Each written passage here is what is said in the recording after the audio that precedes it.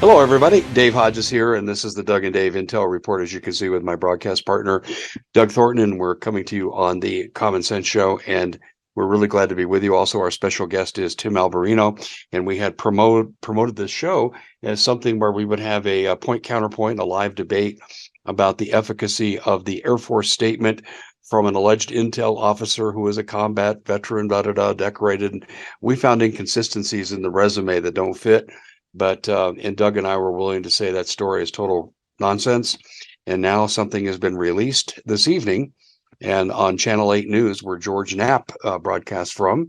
And Tim Alberino is with us, and we're going to play the tape, and we're going to let Tim narrate, and Doug and I will sit here and take a healthy helping of crow. Tim? Well, it was brought to my attention just about an hour ago that the Channel 8, as you said, in Las Vegas just released a story regarding an event that apparently took place on the night, early morning of the night of April 31st, early morning of May 1st. And it was this object that fell out of the sky, apparently, or came down and landed in these people's backyard. And you can actually see the object on camera. You see it's some sort of it's a green light, and it comes down, and then the police go and investigate because there was a 911 call, as you'll see in the video, and they called 911, this family, and they reported a craft landed in their backyard. And not only that, but 8 to 10 foot tall entities came out of the craft. They had big black shining eyes, which was interesting because I think they said they had black eyes, but they had large eyes and other features, which I find very intriguing. So that's pretty much it in a nutshell. And that story just broke. Yeah, it did. And fortunately, we were able to preview it before we came on the air, so Doug and I didn't die of a heart attack. And look, I'm not making fun of this, but Doug and I were so adamant that this story was fake. By the way, Glenn Beck came out with something on this today, not the recording we're going to see here in a minute, but he came out and said, is this real UFO stuff, or is this a distraction? Well, I mean, to be completely honest, when we first covered the Air Force guy coming out talking about the intact and crashed, what was it, Tim, that he said non-human origin craft? You know, non-human origin technical vehicles. Yeah, me and Dave did our best to juggle this back and forth and said, hey, look, the government's lied to us for so many years, decades. And we know there's an agenda. There's always an agenda. And this is obviously part of an agenda because this guy, to me, it just seems too perfect. And, me and Tim talked later that night for probably about 45 minutes, and we had a little debate back and forth about this. And I said, hey, look, let's get on the Intel Report. Let's do it live. Let's debate this. You're the expert. We're going to be the skeptics, and let's challenge each other. And it was going to be a fun, sparse debate. And then what, Tim, 5 minutes before we come on, you tell me I got to look up Las Vegas alien on YouTube. I type it in, and I can't believe what I just watched. Now, as someone who's former law enforcement, I reviewed Bodycam footage. I reviewed a bunch of footage, and what I'm seeing is things that I can't explain. And you obviously see a light in the sky, and what the operators are there having to deal with. Now, so everybody understands the context, this happened April 30th, May 1st timeframe. April 30th, that's, the night of April 30th, the morning of May 1st. 5 weeks ago, So the reason why it was released so much later is most likely because this is FOIA'd Bodycam footage, and that goes through an approval process, and that's why it came out a month later. So without further ado, gents, we can play this. Now, as we play this, if we want to stop and comment, just let me know. I'll pause it and we'll comment about what we're seeing. Okay. It is the police call everybody will be talking about. Thanks for joining us here at 6 o'clock. I'm Denise Valdez. I'm Brian Loftus. A family says something crashed into their backyard, prompting them to call 911, saying they saw creatures walking around. Our 8 News Now investigators digging into this for weeks now. And tonight, our David Sharns with the video you will only see on 8 News Now. David? Right, Denise, sources telling the 8 News Now investigators that several agencies believe something landed or crashed. Whether it was non non-humans or not, it certainly scared the people living on this property. Now, before we show you that video, listen to their call for help. There's like an 8-foot person beside it, and another one's inside, and it has big eyes and looking at us, and it's still there. Okay, where is this on your property? In my backyard. I swear to God, this is not a joke. This is actually, we're terrified of it. So there's 2 people or 2 subjects that are in your backyard? Correct, and they're very large. They're like 8 foot, 9 feet, 10 foot. I don't know. They look like aliens to us.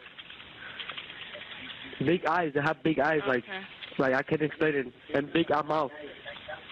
They're shiny eyes, and they're not human. They're 100% they're not human.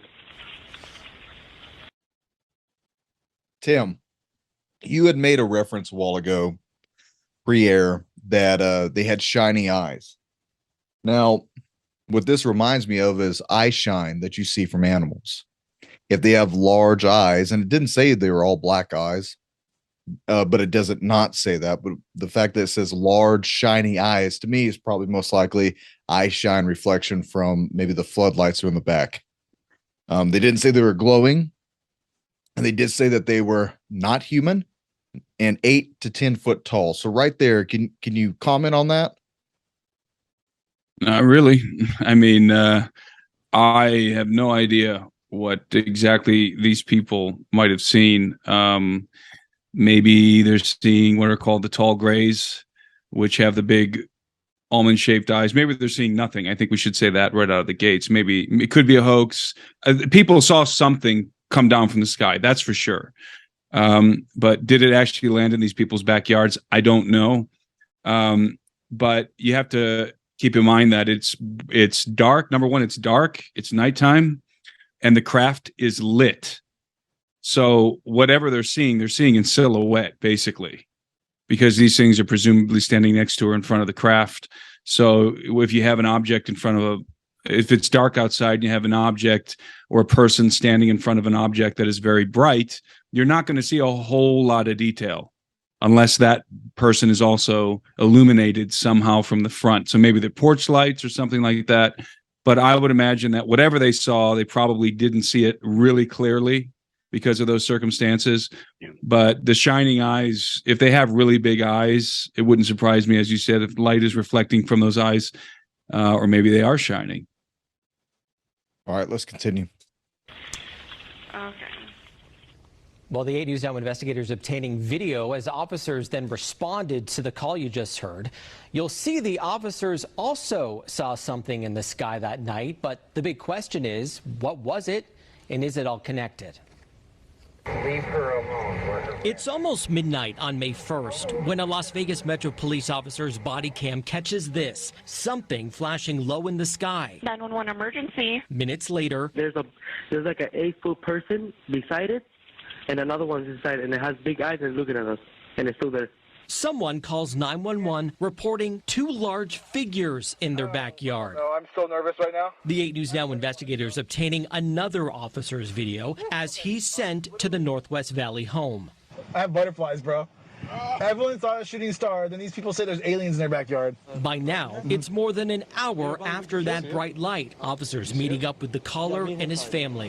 What'd you see? It was like a big creature. A big creature? Yeah, like around 10 feet tall. Hey, pause it for a second, Doug. Okay, if they're at the scene of the incident, then where's the craft? Where's the impressions on the ground? Why aren't we seeing that with? Well, that's the front yard. They proceed to go into the backyard, but they shut the camera off because of private property. Okay, and that's what I was going to bring up also too. Forget the private property crap. I think that's nonsense. I think there's something there they don't want us to see. Well, it could very well be, but if that's department policy, then they won't void that. One other thing, when you saw the bright object falling, it wasn't like a meteor, though it glowed much like what you would see meteors as they fall. I've seen meteors fall that color. It was slow. It kind of serpentined in the air like a craft that was losing control. It was veering from right to then left, and then it proceeded to go downward as well. I thought that was very interesting. Let's also point out that this could be a flare or something like that, and these people totally made this whole thing up. Yeah. Now, it is important to understand the context. This is not after the revelations that we're going to be talking about here in a little bit. This is before. So this is before the whistleblower incident. And this is, the 1st of May, basically, first hours of May 1st. So obviously something fell out of the sky. What it was exactly, I don't think we could make that determination from a green light. Right. All right. We'll continue.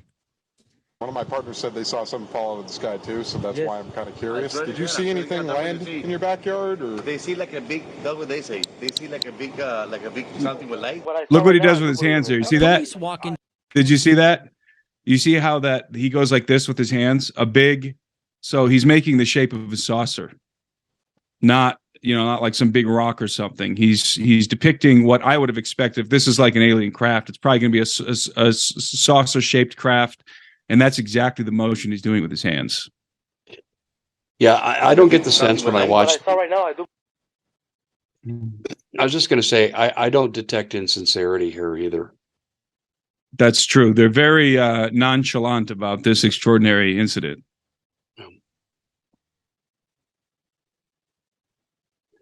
I think they're concerned. That's my then based on the phone call too, but I don't see any attempts to embellish.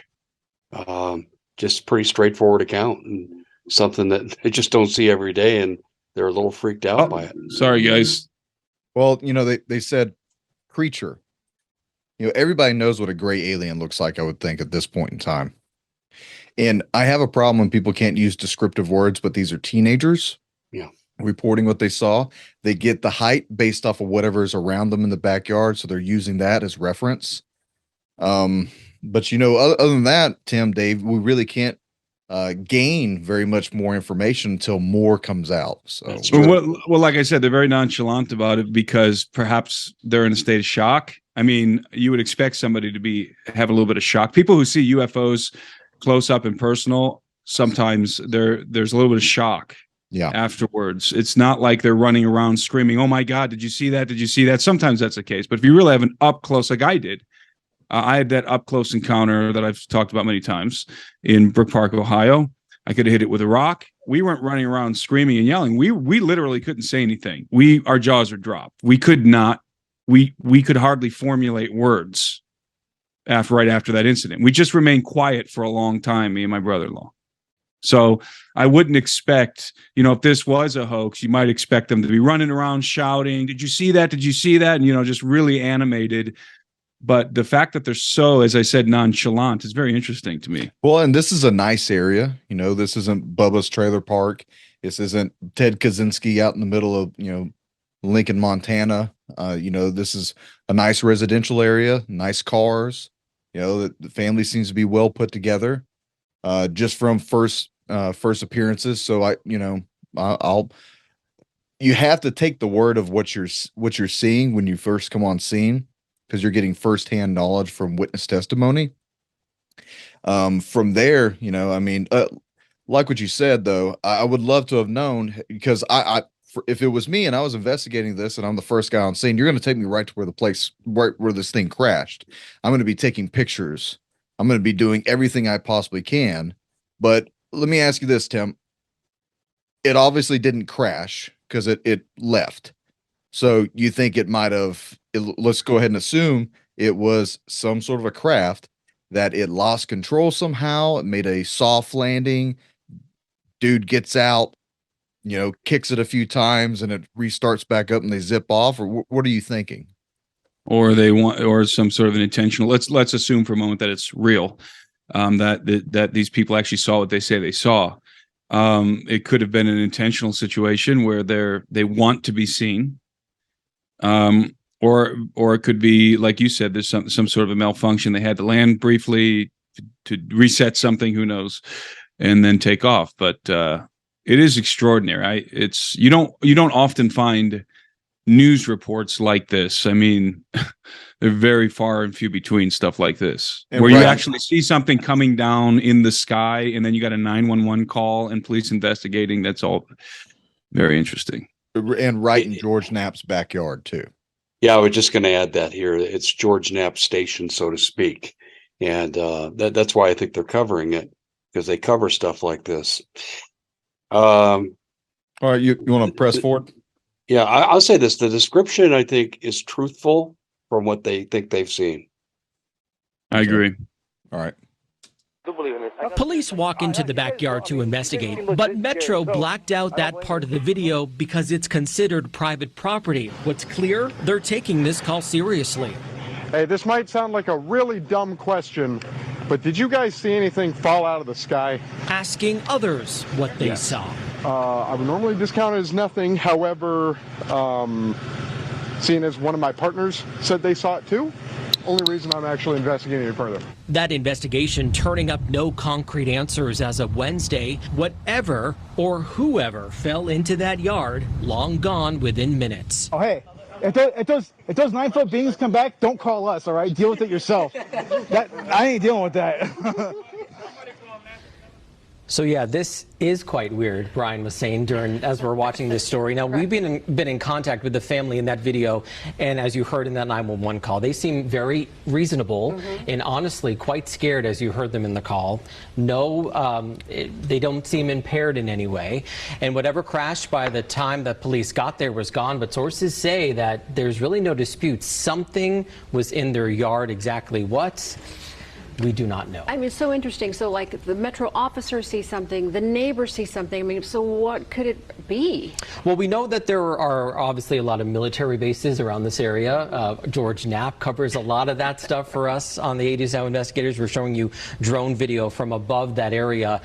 And we know, of course, Creech not far away, Nellis Air Force Base not far. I checked in with them. They say they are not involved at all, and we are waiting to hear from the Pentagon as well.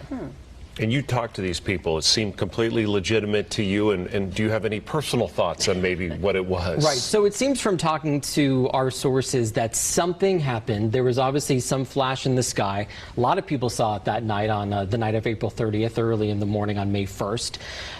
Did that exact thing land in their yard? I don't know. But these people said they saw some SUV circling the area. Could this have been some piece of equipment that malfunctioned?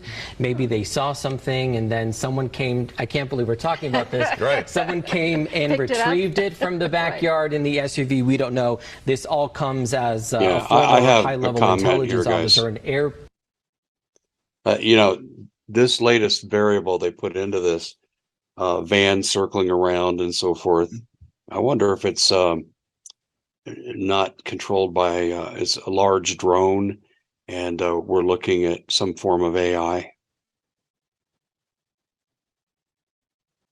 Well, here's the thing: when you have some sort of a testimony or any type of sporadic statement, like, "Oh, we also saw an SUV driving around the area."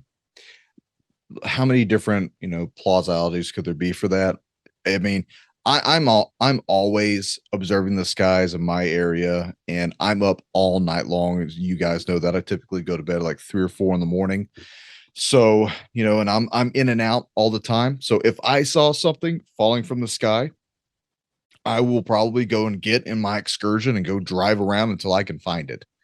So, or you could go the dark route and say, it's OGA, other government agency, Men in Black driving around trying to shush people up and scoot the aliens back into their craft, or it could be drone related. But once again, Dave, to my knowledge, which I'll say is limited in scope to aviation, but from my knowledge, we don't have any type of drones. We don't have any type of Harrier jets that could make a landing in someone's backyard, or helicopters that could make a landing in someone's backyard. Quietly that you are not going to see. And especially if it's a helicopter, because you're going to have rotor rush. And we don't run blue lights, these bluish green lights. We don't do that. I mean, at night you're going to have a red and green light because that's what FAA says you have to have. But other than that, I mean, we don't broadcast everybody in the world what we have. If it's a jet landing, you're going to hear that because of the turbo. So I don't know, man. I don't think it was a drone. I'll say this: between a stealth helicopter, a Harrier jet, and a drone, the drone is the more plausible. But having a drone so big, and once again, with that type of coloration, that's strange. If the drone was on fire and had some sort of a malfunction, it probably wouldn't be burning a bluish green. It probably would look like it was on fire, and you would have a smoke trail. So I have more questions than I do answers. Tim? I don't know that there's anything more to say about it. We have no idea what exactly what this might have been. Again, it is intriguing. We saw something fall out of the sky, but that could be anything. But with the other details, I think this is very intriguing, and I tend to believe that these guys, as Dave said, these guys are telling the truth as they experienced it, as they perceived it. And again, if it was a hoax, which it could be, if it was a hoax, I would expect them to be much more hysterical. But they, as I said, they were a little bit apathetic, very calm, which to me conforms to a state of shock. And I certainly would be in a state of shock if I saw what they saw. The kid on the phone, no, I took his statements in the light of, I can't believe I'm saying this to you, but it's true. Mm-hmm. Then he offered a qualifier. Well, we're not this or that or the other. Well, and the officer goes to say something similar when he stops a random pedestrian and says, "Hey, look, I can't believe I'm saying this. My partner also saw something falling out of the sky." And in a cop's judgment, this is going to be kind of skewed when I say this, but for a cop to just come right out and say, "Oh, by the way, I saw aliens and Bigfoot." All right, I had a guy in my department when I worked in Pennsylvania, and he was that guy. He was the alien guy. He's seen like 3 or 4 aliens and saw him land in the middle of a highway, and you get made fun of, you get put on all the bad shifts because it is like, or at this point in time, we can't trust you to really tell the truth, and you're going to exaggerate. And in our line of work, that's not good. Ask the FBI, because they do it all the time. So, it's a career risk to just come right out and say, "Oh, by the way, I saw a light in the sky. It's aliens." Everyone's going to make fun of you at the watering hole. So for 2 cops to be mingling back and forth saying, like, "Did you really see something fall out of the sky? Here's my body cam footage to prove it." Okay, now we got to start asking people questions. So I give a little validation to that. I had the experience. I'm out in my semi-lighted driveway in Central Phoenix at the time, shooting baskets, and I saw the Phoenix lights. They flew down I-17, and I was about 4 miles from where we lived at the time. And I didn't know what to make of it. I just know everything got quiet. Lights or stars that I could see disappeared, then they reappeared, and I was able to track, because of the disappearance of lights, where this craft was going. Now, later, I was teaching a sociology class at an Air Force base, and one of the radar operators at this base tracked it, and he and I talked privately about it. And he said, "Yeah, you saw it." But I got to tell you my response. That's why I brought this up. I thought, how the hell do I go in and tell my wife what I just saw? She's going to think she married a lunatic. That was my first response. And I went and told her, and I waited about an hour. I took a shower, came down, and said, "You're not going to believe what I saw." She goes, "I think I know. It's on the news." All right, so let's move on to the Air Force, the intel agent. Tim, he came out and he said that there were non-human entities, several different species, that there were multiple different craft intact, some that were very old, some that have been found by other nations. And I want to go through this article because it was on Debrief. They're the ones who talked about it. That's where the story broke, right? It was on Debrief by Leslie Keene. Right. And so you do realize, by the way, Doug, just to insert this piece of data here, you do realize that Leslie Keene, the woman who broke this story, she's the one who broke the story back in 2017 in the New York Times regarding the Pentagon's secret UFO program, which basically kicked off all of this cascading disclosure events in the news that we've been witnessing for 4 years. No, I didn't. So I didn't know that's that. it's important. I think that's an important piece of information. So you think there's credibility with her then? I think this woman is very credible. I think she's a great journalist. I don't know. She's obviously being fed information. People are coming to her. But this individual, David Grush, he was on the Aero team. He worked on the UAP task force, the government's task force. But he was also an officer in the National Geospatial Intelligence Agency and the National Reconnaissance Office. So this guy has deep intelligence ties. He was high up in these organizations. He's not just a pencil pusher. He's high up in these organizations. And he comes out, he blows the whistle. And the first contention by a lot of people is, well, how can you do this? How can this guy be still alive, basically? Which I think is a legitimate question. But we have to realize that we are living in a new reality. We are living in a reality in which UFOs and talk of extraterrestrial life, interdimensional life is becoming common fare in the mainstream media. This is a new world. People aren't giggling anymore about this topic. Journalists are taking it serious.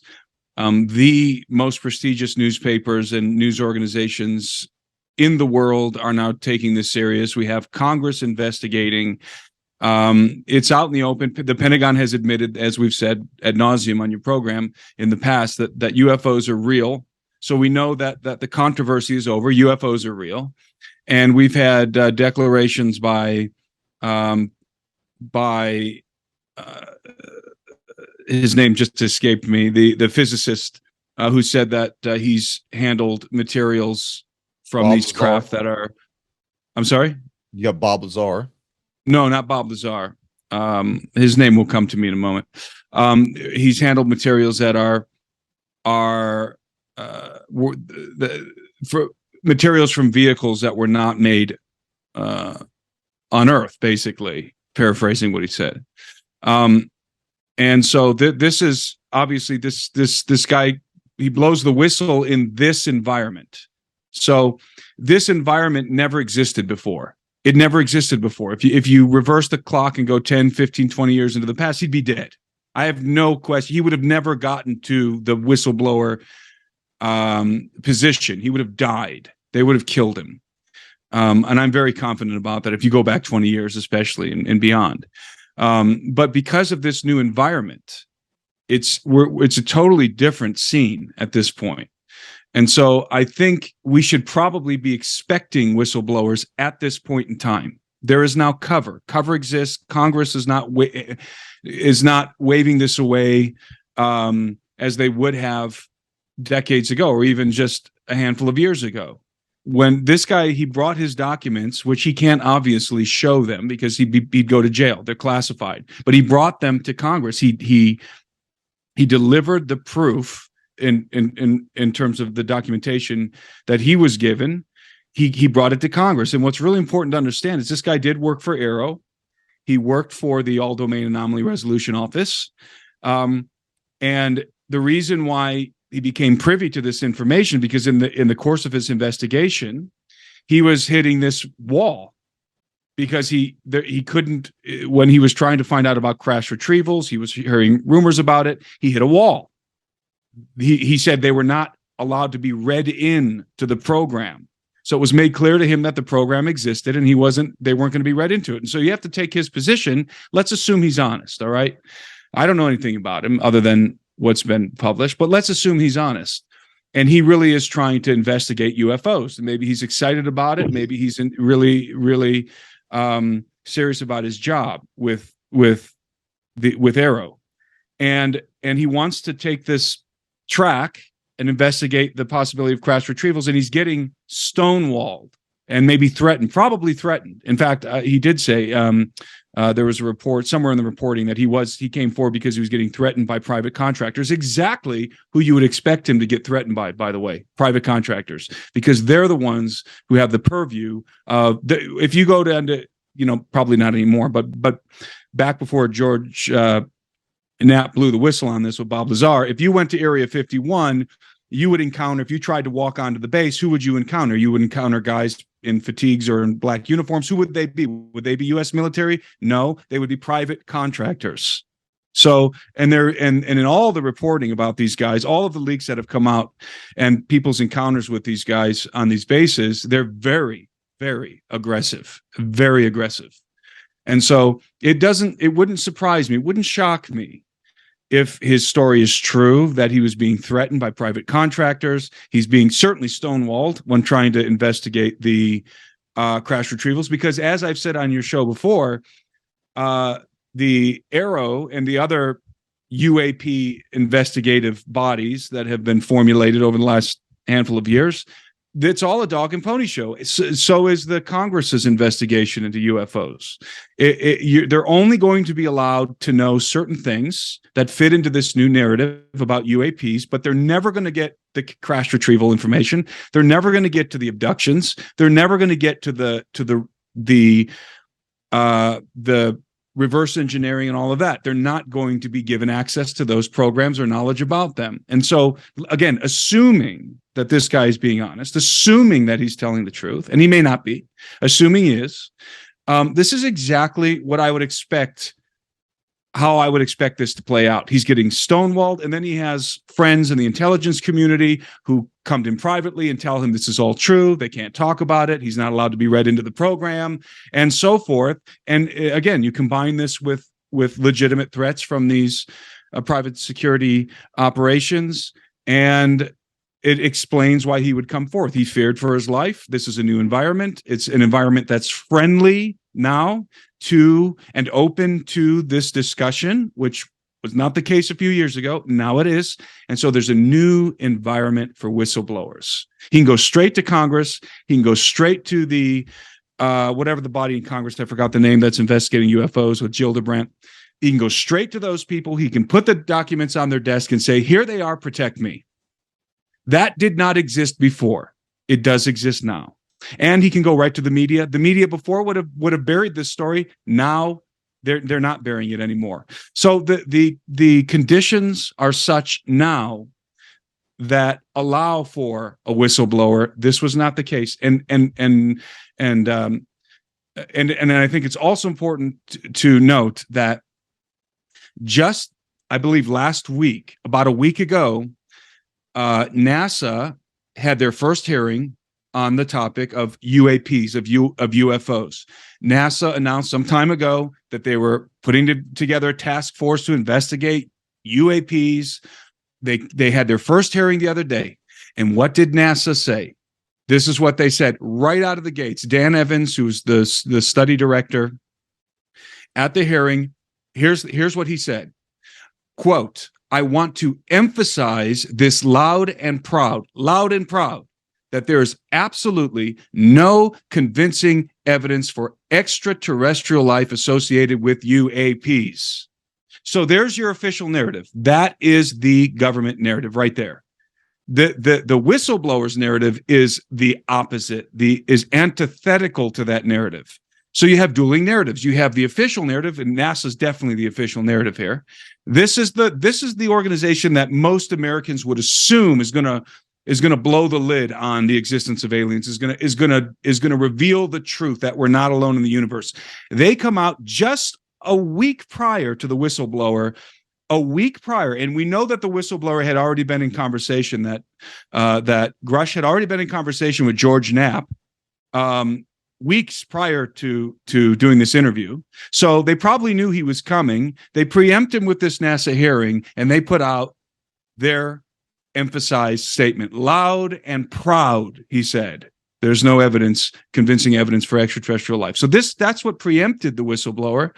And then the Pentagon comes, as soon as the whistleblower story broke, the Pentagon comes out and they say, to date, and this is their official response, to date, Arrow has not discovered any verifiable information to substantiate claims that any programs regarding the possession or reverse engineering of extraterrestrial materials have existed in the past or exist currently. So there's your official narrative. Combine that with NASA. That is the government narrative. That's the narrative that the Pentagon wants to push, not the one that this whistleblower came out with, not the one that David Grush came out with. That is the narrative that I think they want to bury. So you have dueling narratives. You have to deal with the dueling narratives, unless there's some really, really, really sophisticated psyop happening where they want those dueling narratives for some reason. Dave? Yeah, I could go in a million different directions here. I think, Tim, what you're saying is logical. The problem with this story bothers me with the inconsistencies of the resume and what we know to be true based on his position. Doug, you want to handle that? I'm not gonna question the guys. I'm not gonna question his military background. You know, Well, just say what you said last night, though, about how his intel description doesn't match his job description. well, no, he was intel in the Air Force, and you know that they did a fluff piece on him to make him sound make his integrity look good.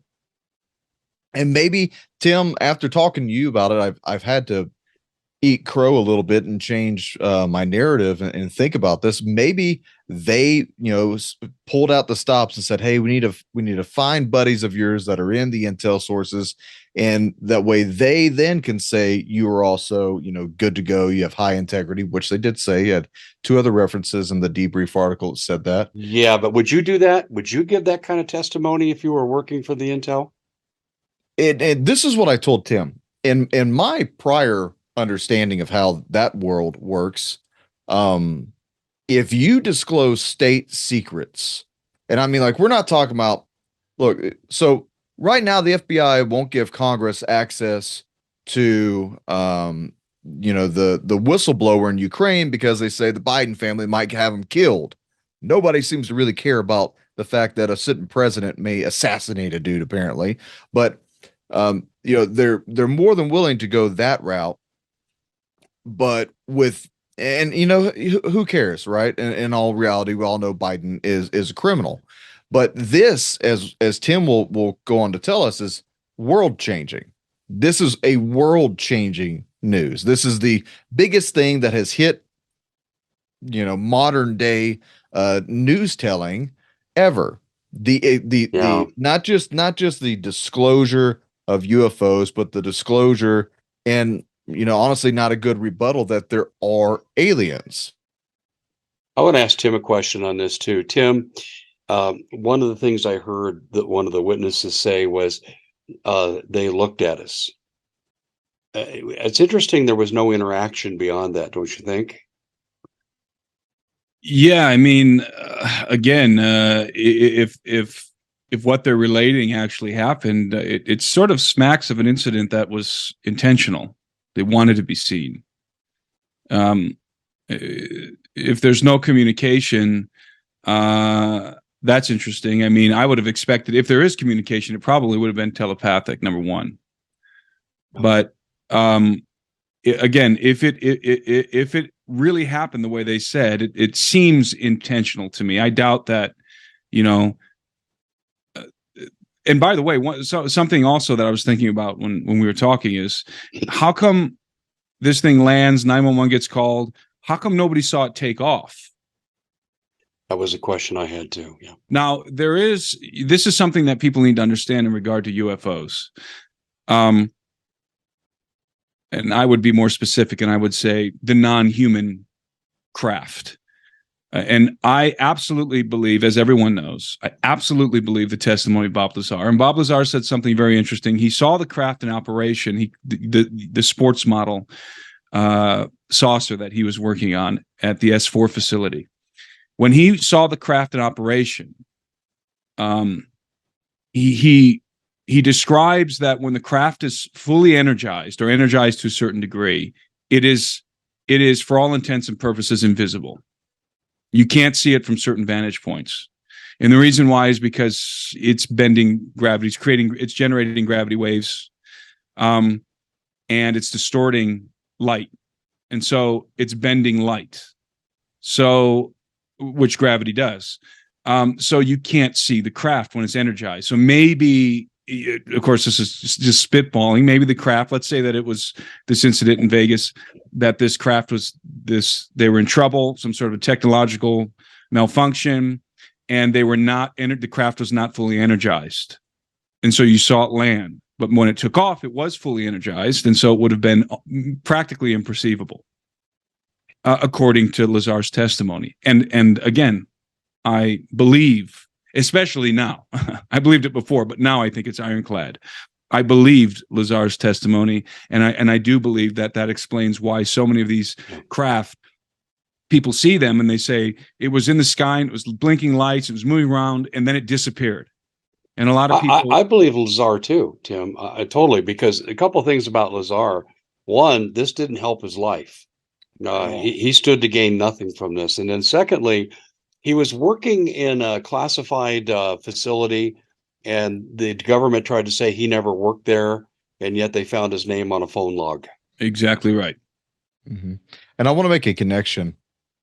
If it can bend light, let's take a trip back memory lane, Skinwalker Ranch. Okay. And let's talk about the 8 to 10 foot tall creatures. He didn't say tall, thin, gray aliens. He didn't say insectoid. He said creatures. So obviously, immediately he's describing, this kid's describing something that is not human. He cannot describe.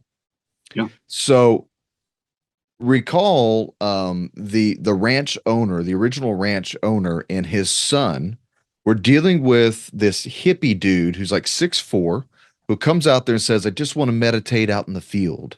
And originally the father says, no, get out of here. I don't want you to do that. And the son says, oh, come on, let's let him do it. What's the worst that could happen? And he's out there and he's humming to himself and meditating. And all of a sudden, come crashing out of the cottonwood trees is a entity that they said bended light, like the predator alien. Like the predator, creature. yeah. And it runs up and screams and roars in a way that is unlike any animal they've ever heard.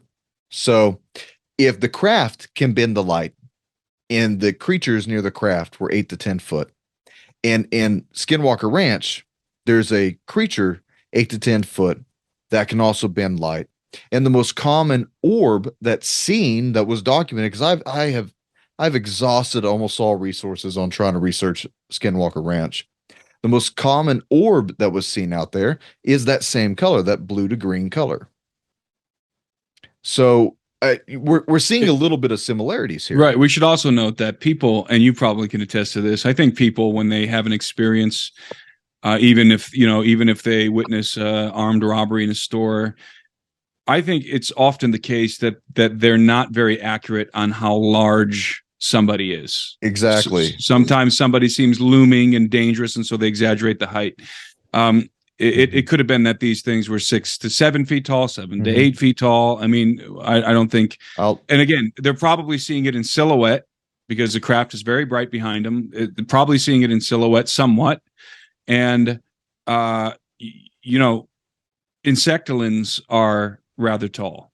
They're 6 to 7, 7.5 feet tall, as described by abductees. So now the one thing that threw me for a loop was the large mouth description. But in order to see, but if you're standing like on your porch, you look in your backyard and you're seeing this, you're having this experience, you're seeing this craft and these entities, details like a mouth, and those kind of details, I don't put a whole lot of stock in those kind of details. So unless a person is up close and up close and in a well lit environment. I mean, if you're, again, this is the dead of night. Well, let me comment. Lights. Let me comment on behind. That. Let me comment on that. So when you analyze a witness testimony, you have auditory and visual exclusion. So you get tunnel vision, and you only hear the incident that's going on around you.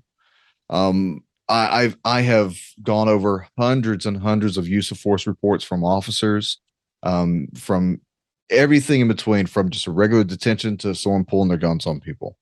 And everyone has different stories, but you get that tunnel vision and you only focus on what you focus on. And there are times where you pick up the most unique things unique features because the adrenaline spikes, the blood pressure is probably in the 150s and up, and that can also deteriorate vision. Not only with that, but like I said, you focus on weird things from my experience. And they didn't report any type of strange humming sound. They didn't report any sound at all from what I'm gathering so far from the craft. Or details about the craft. So they're in a state of shock. Well, and here's the thing, if you're going to be honest with an investigation like this, you have your preliminary investigation. Okay, this is what you saw. All right. And so in about 2 weeks, I'm going to come back and I'm going to ask a little bit more, because in about 2 weeks, your mind's going to unpack a little bit. You're going to think more about this. And I'm going to tell you to start writing down everything that you remember, and let's build a profile. And then in about 2 or 3 more weeks, I'll come back and say, okay, let's build another profile. Let's write down a little bit more. Is this still what's going on? Because in murder trials and other types of violent crimes, especially when officers are involved and they have to pull their gun, or if they have to kill somebody, we're allowed sometimes months to go by to update a case report, because your memory starts to come back. And you could probably speak about memory recall more, Dave, than I can. But as you start to recall more of your memory, you start to see more of these descriptions that right there on the very, very first part is not there. Like I'll give it to you like this. There have been plenty of different times where we've done investigations on terrorism, and you'll have, 4 or 5 people will call in for an active shooter. And let's say the active shooter that was at the Christmas party that was in California, it's 2 people. It was a man and a woman. Out of the phone calls that happened, the first one was a guy that was built like Brian Urlacher. The second phone call was 3 guys built like Brian Urlacher in black fatigues with military gear. Then the second one was just a man. And then the fourth one was just a woman. And then the 5th phone call was a man and a woman. So the first 4 or 5 phone calls that 911 got were all completely inaccurate. Finally, after like the 6th call, we got the accurate report. So like you said, Tim, these things will change in time as memory recall comes. Well, there's about. also a lot of confabulation too. Like if you're scared out of your wits, you're looking at something that's got glowing eyes, you could easily confabulate a big mouth with pointy teeth, and you know what I mean? Like something out of a nightmare. Monsters. People confabulate all the time, especially when recalling events. Typically with memory, though, this is kind of a flashbulb memory that they'll never forget.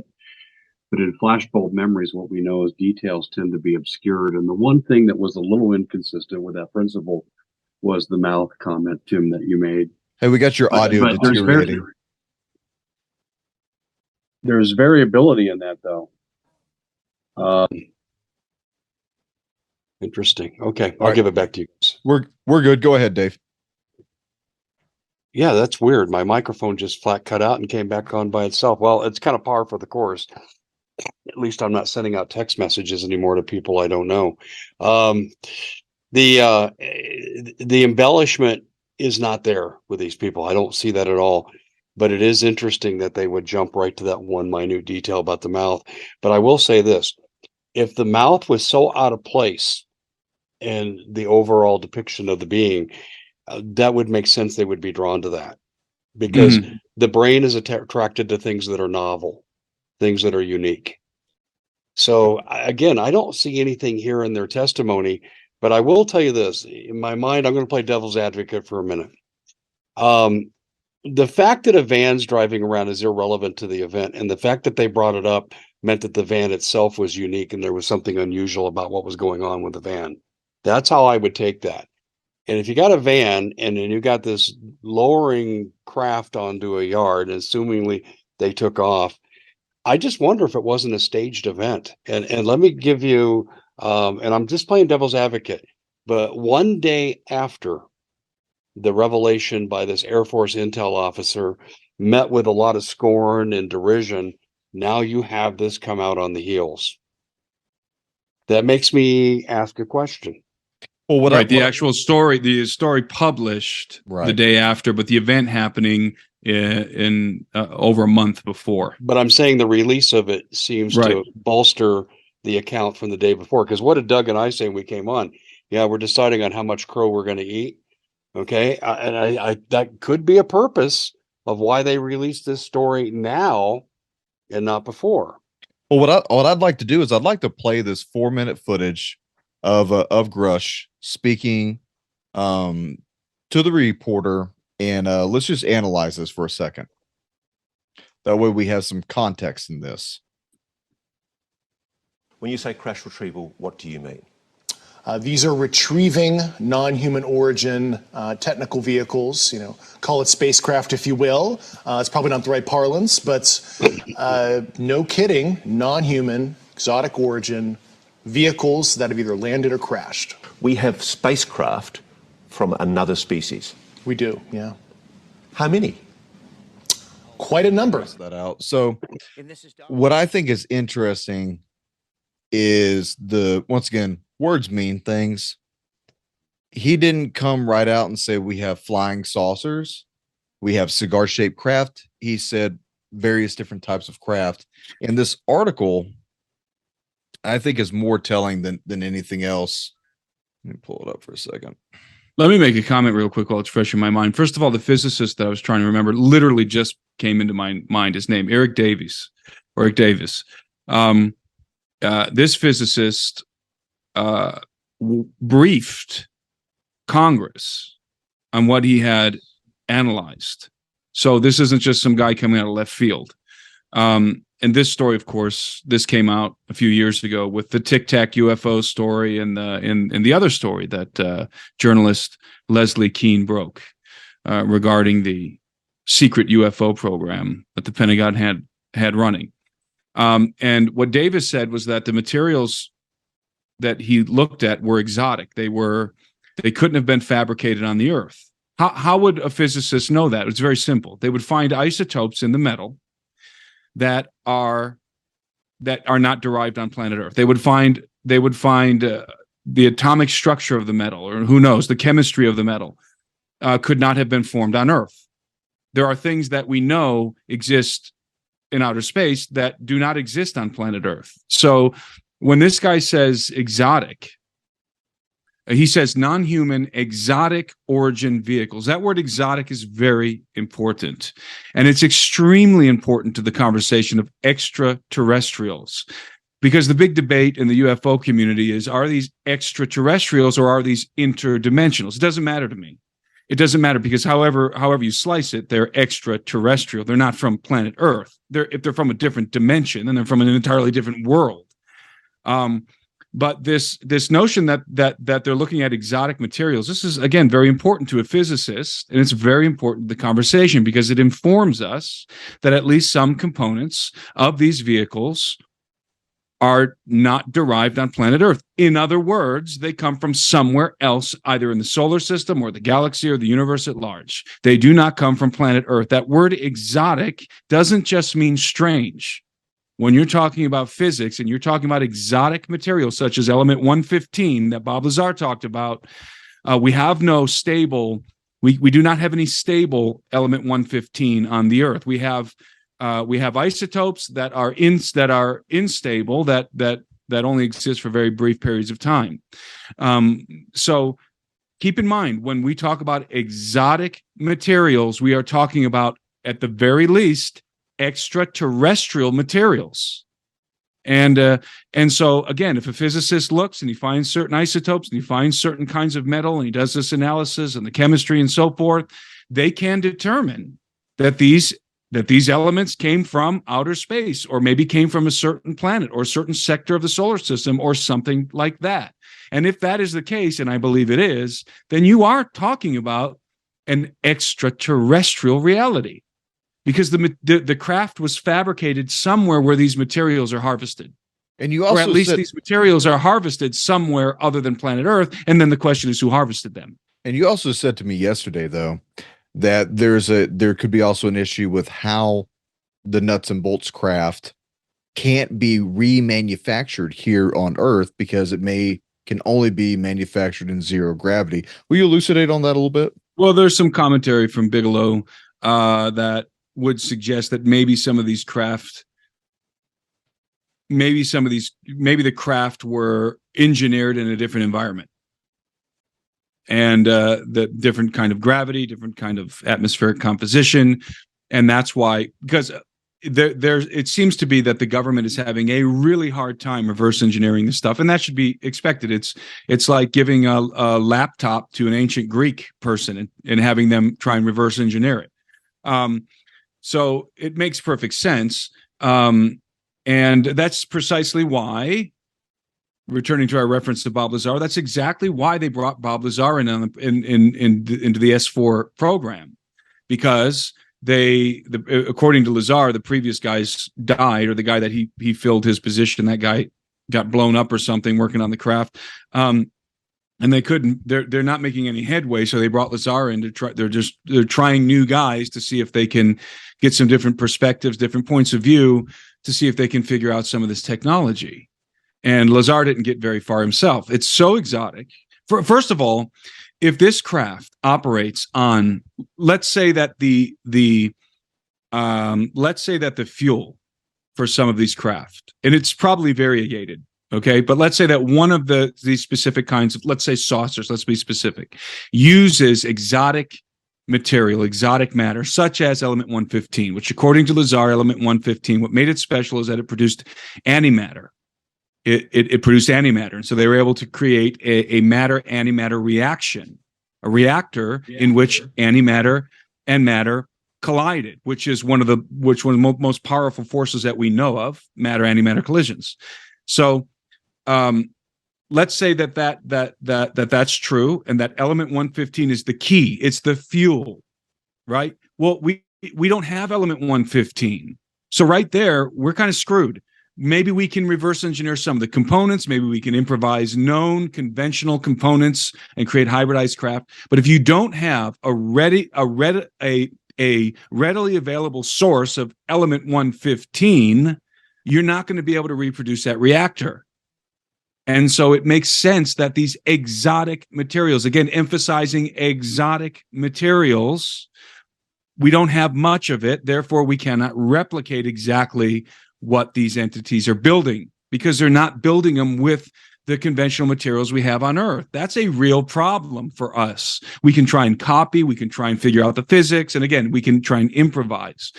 But when you hear the term exotic as it pertains to technology, nuts and bolts technology, understand that means usually that's going to mean elements that are not found on Earth. Well, so Hence, is what extraterrestrial. This is what Grush said. Grush said that recoveries of partial fragments through and up to intact vehicles, which I want to make sure that I come back and I ask you about intact vehicles, have been made for decades through the present day by the government, its allies, and defense contractors. Analysis has determined that the objects retrieved are of exotic origin, as you've been saying, non-human intelligence, whether extraterrestrial or unknown origin, based on the vehicle's morphologies and material science testing and the possession of unique atomic arrangements and radiological signatures. All that right there, exactly. That one paragraph within itself is like 5 podcasts. So this is what I want to ask you. Okay, we've already broke down the exotic origin part. All right, non-human intelligence. Let's break this down line by line. Non-human intelligence. What's he talking about? You're never going to have, because we know so little about this phenomenon, because we know so little about these beings, ufologists and whistleblowers, unless you're in the programs where they're recovering the bodies and doing a biological analysis of these beings, you cannot say with any degree of confidence that you're dealing with extraterrestrials. You can't, because it's impossible. These could be beings living from the interior, coming from the interior of the Earth. These could be interdimensional entities. In my mind, that's a bit of a stretch, but they could be. I do not rule that out. I do not. But so you're never going to have somebody make that leap. But exotic, when they talk about exotic materials, vehicles not made on this Earth or in this world, or whatever Davis's exact quote was, they are hinting to an extraterrestrial origin. I mean, let's say that we figure out that element 115, it's not on Earth, not a stable isotope of it, but it is on Mars in abundance, right? What if we knew that? What if we found that out? What would be the logical conclusion? That somebody's harvesting element 115 on Mars, right? Mars is a planet. It's not the Earth. It's not another dimension. So if you subscribe to the extra dimensional or the interdimensional hypothesis, where are they harvesting element 115? Are they harvesting it in Narnia, in Middle Earth? Where are they harvesting element 115? Where are they getting it from? They're getting it from a world. They're getting it from some place that has this material in abundance. They're manufacturing these craft. These craft are manufactured. So that's why when you talk about interdimensional or extra dimensional, I don't understand what the difference is from what the difference is between an extra dimensional world and Mars. What's the difference? Honestly, what's the difference? Yeah, why can't they speak English? I get so annoyed with these. They get so detailed in their terminologies. UFO, UAP, same thing you're seeing here. I agree. There is no difference, Tim. There's no difference because it's a world. It's got, okay, so it's a world. So okay, well, what kind of world might that be? Is it a sphere? I mean, ultimately, are we talking about another planet? And people will say, well, it's an extra dimension. Okay, fine. It's an extra dimension. But what makes that extra dimension different from this one?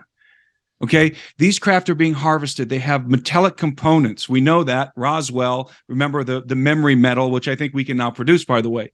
So you have components that are manufactured. And if you just reverse engineer this process, they have to be harvested. They have to be mined. These elements, these metals have to be mined from somewhere in the same way that we would do it, but probably much more advanced with lasers or whatever.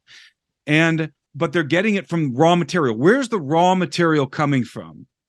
It's coming from somewhere in the universe or in a different universe, I guess, because when you talk about extra dimensional, okay, that means they're coming from a different universe or something. Well, so you got two universes in play. It just complicates the whole scenario for me. When you talk about extra dimensional, it's like, okay, we can hardly understand our universe, and you want to throw another one in here?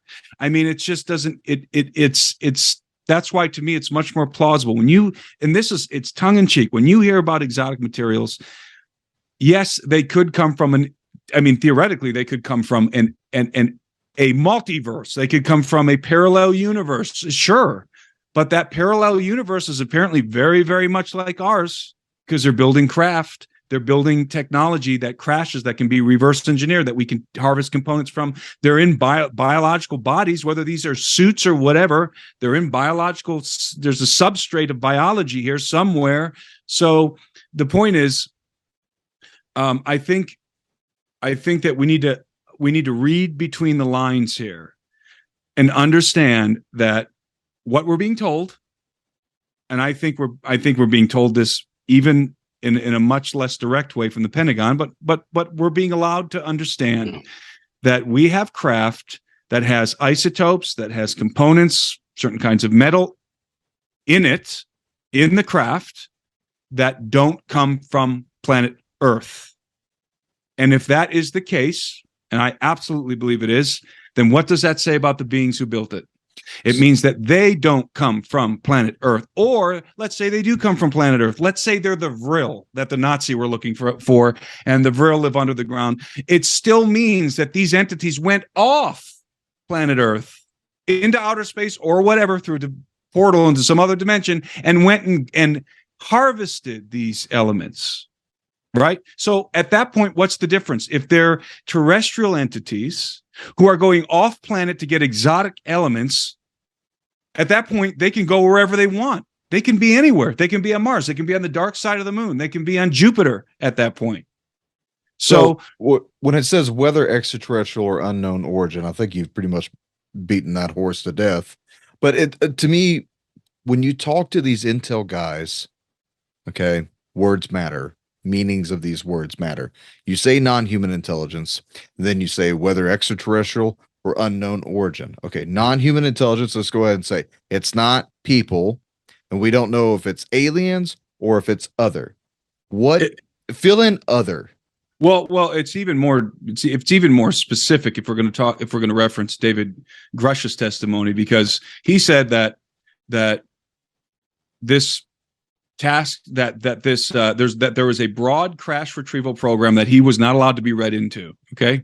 And he said that this program was, quote, retrieving non-human origin technical vehicles, call it spacecraft, if you will, non-human exotic origin vehicles that have either landed or crashed. And he also talked about recovering bodies. And the fellow interviewing him, I can't remember his name, he asked, so we have spacecraft from another species? And Grush's response was, we do, yeah. And then he goes on to talk about, by the way, what he calls malevolent events, encounters with these entities that resulted in the death of some of the humans who encountered them, or whatever. Maybe we're trying to shoot them down or whatever. But the point is that we are talking about another species right there. We're talking about another species. And again, I don't even care where that species comes from necessarily. It's another species. It's not us. They are, therefore, by definition, whoever the species is, they are by definition alien. Because alien doesn't necessarily mean you have to come from a different planet. Extraterrestrial is another matter. But alien, you could have an alien species inhabiting the Earth. Older than the human species, they're just alien to us. They're not us. They're an alien species inhabiting the Earth. That's a possibility. That is a possibility. And who knows if element 115 isn't somewhere lurking underneath the hollow Earth. It could be, but I mean, I think we have a pretty good handle on, the periodic table as it pertains to what kind of elements are on Earth. We've been able to synthesize a bunch of things. Now, that doesn't preclude the possibility that there are elements in the deep inner Earth that we have no idea. Yes, that is absolutely possible. That is possible. But those would not really constitute exotic elements. Those would just be unknown elements. But maybe we're calling them exotic because we just don't know about them yet. That is a possibility. But here's a question. And I've been wrestling with this because so many people are so hostile to the idea that there are quote unquote space aliens. And I can't figure out why. So if you have, let's reference this blue thing that landed in this guy's backyard. If you have a vehicle like that, that's capable of extraordinary aerial feats, that is able to traverse through the atmosphere, that is able to traverse through the water just in the same manner as it traverses through the atmosphere, able to come up from the ocean, come up out of the water without making a splash, and go into the atmosphere, and there's really no difference between the water and the atmosphere in terms of how it's affecting the craft. And that craft, there's no reason to believe that craft is going to be terrestrial bound. Why do we think that a craft so sophisticated could not just go up into outer space and go wherever the hell it wants to go? Go to Mars, go to Jupiter. And furthermore, if we're talking about extra dimensions, you have to open up a portal between one dimension to get into another, which would take a tremendous amount of energy. It would be like Einstein-Rosen bridge, which isn't opening a gate to another dimension. Rather, it's just bending, it's folding the fabric of space, and you're puncturing a hole through two positions in the space-time continuum that were distant, but because you folded it, you can go right through. So I don't understand what and I guess I'm just sort of ranting here to you guys. I don't understand what the disconnect is. What is, maybe you guys can enlighten me. Not to say that this is your position, but why is it so hard for people to talk about outer space when we so freely talk about interdimensional stuff? I think here's one of the problems, because immediately anytime you say aliens, people are going to say, well, aliens are demons, and that's just the end of it. Well, I'm not going to sit here and argue theology with anybody, because we found dead microbes on Mars. So are those dead demons on Mars the little viruses that we found? We found that back in the 90s with the Viking rover. So I look, all three of us are Christians. All three of us are bought and born again by the blood of Jesus Christ. No one here is saying or contesting anything that the Bible says. What we're trying to put forth to you is merely just a question: is if we can't explain it, and the experts can't explain it, and you can't explain it either, then what in the hell is it that we're talking about? So many people are seeing it's been documented all throughout history. And now it's coming out more and more. And the government says, oh, by the way, we have the craft. So I asked you this yesterday, Vimanas. Could this be Vimanas? And you told me no, because the power source or fuel source is not correct. You want to brief us on that? Vimana, according to the Indian sagas, the Vimanas are the Mahabharata and the Ramayana and some of the other ancient Sanskrit texts. Vimanas operate on a mercury vortex engine, and mercury is plentiful on Earth. Non-extraterrestrial. There's no indication that the Vimanas, according to the diagrams and everything that exists in the Sanskrit text, have any kind of exotic components. Okay, and they're using a mercury vortex engine. So that would not be a craft with exotic components. That would be a craft that's using the components, elements from planet Earth to build a device that can do all of the extraordinary things that the Vimanas could do. And so that would not be exotic in the sense that the components come from somewhere other than planet Earth, the materials. Okay, let's move on to this. Based on the vehicles, morphologies, material science testing, and the possession of unique atomic arrangements, radiological signatures. I made fun of this because, being a smartass that I am, when someone says, oh, how do you know it's alien? Oh, we tested it. Well, okay, the Marine in me says, well, testing means I went over and I scratched my initials into it with my K-bar, and yeah, it's definitely metal. I got some metal shavings. Well, that's not exactly material science testing, according to Tim. And here's the other thing: vehicle morphologies. What my mind goes to, morphologies, morphing, changing of object, is there, and there are, guys, you can do your own investigations on this if you want, but there are so many different reports from military, private, and commercial airliners of seeing objects, spherical, the orbs that will change from one orb to two orbs to three orbs to 12 orbs, and then collapse all back down into one orb again. And there's been others have said that they've seen it moving serpentine like a snake flying through the sky as well. But that's not what you described to me as morphology. So why don't you give us that definition? Well, I was just referencing the late Colonel Corso's manuscript, and the things that he talked about regarding the and I'm trying to remember the exact terminology he used, but he says that the skin of the craft, the metal of the craft, was able to change its atomic structure.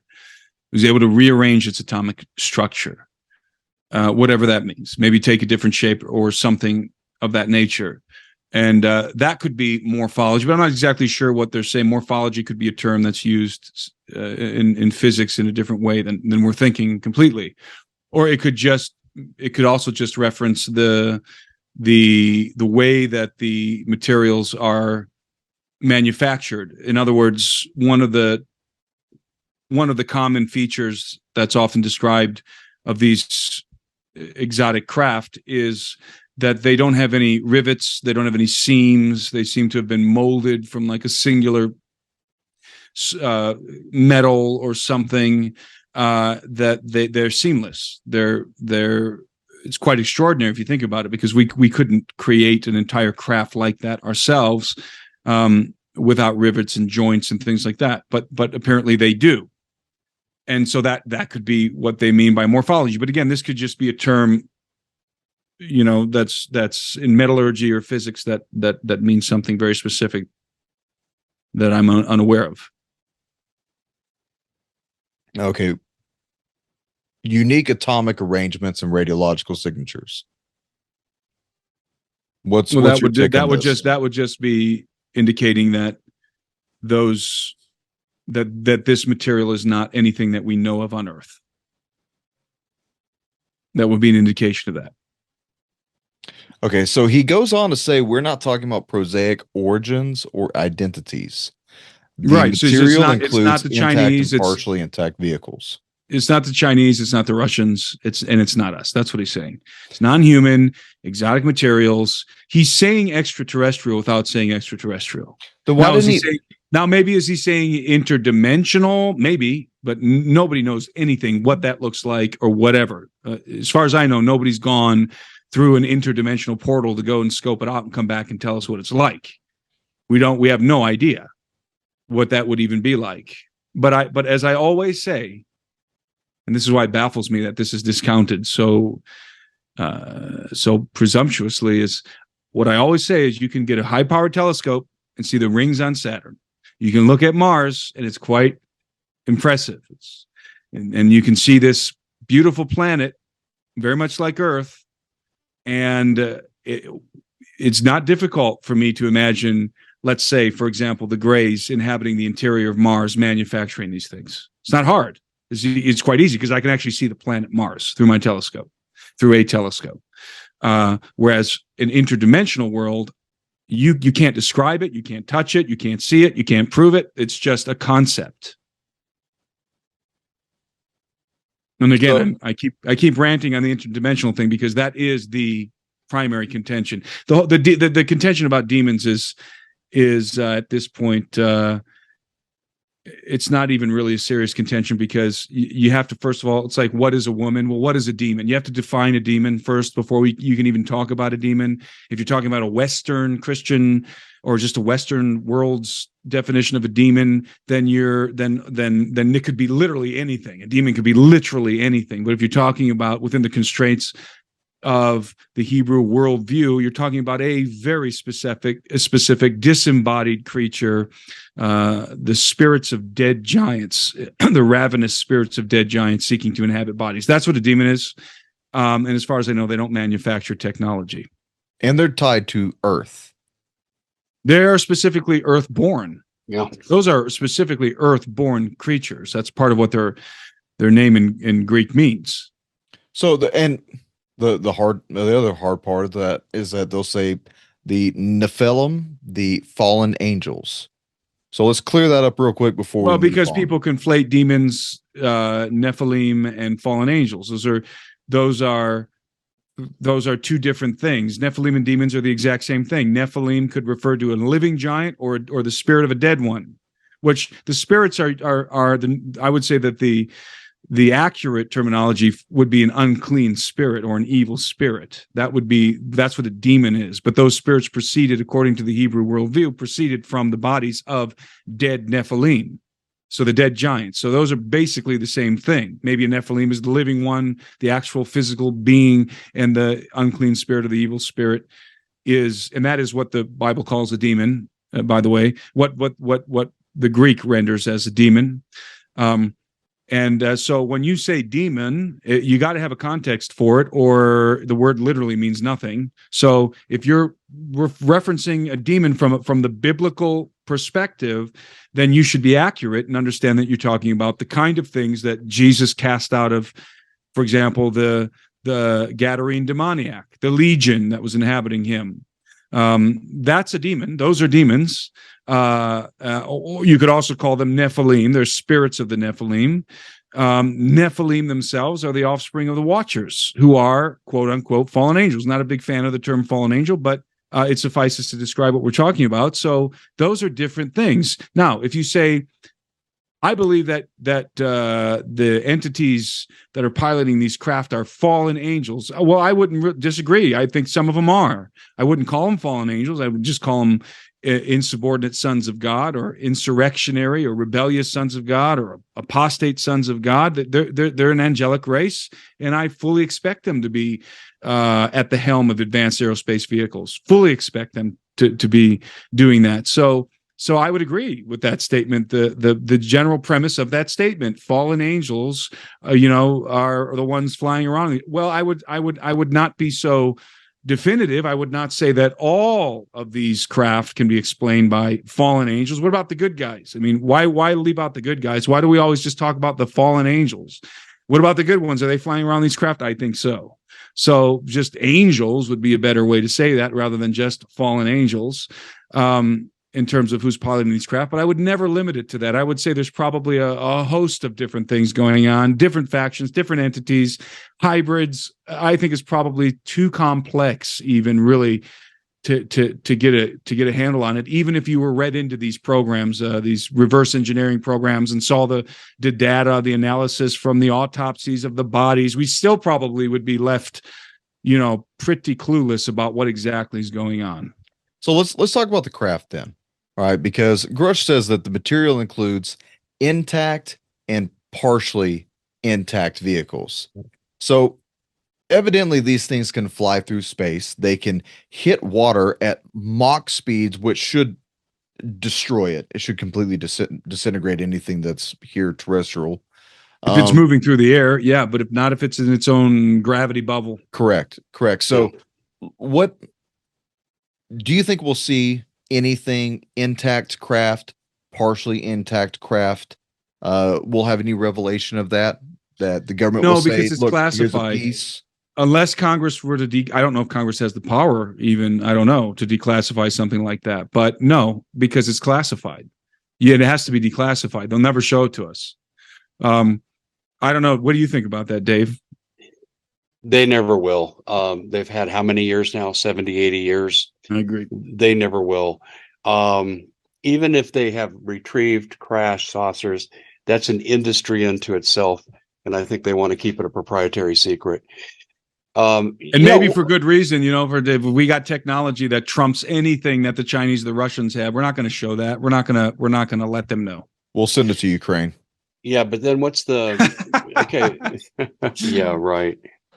The one thing though, the problem I have with that last statement though, Tim, is this: we could rule the world. Why are we giving up our sovereignty to international organizations like the WEF and the WHO?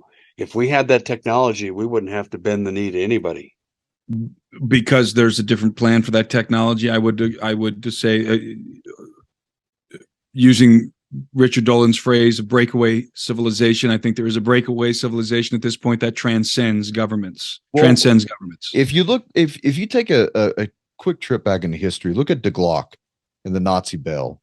All right, they had something that, according to their testimony, and that's very limited testimony that I think has become completely hyperbolic and blown out of proportion because it sells a lot of t-shirts and DVDs, and History Channel was able to continue to pay their guys off of, Ancient Aliens.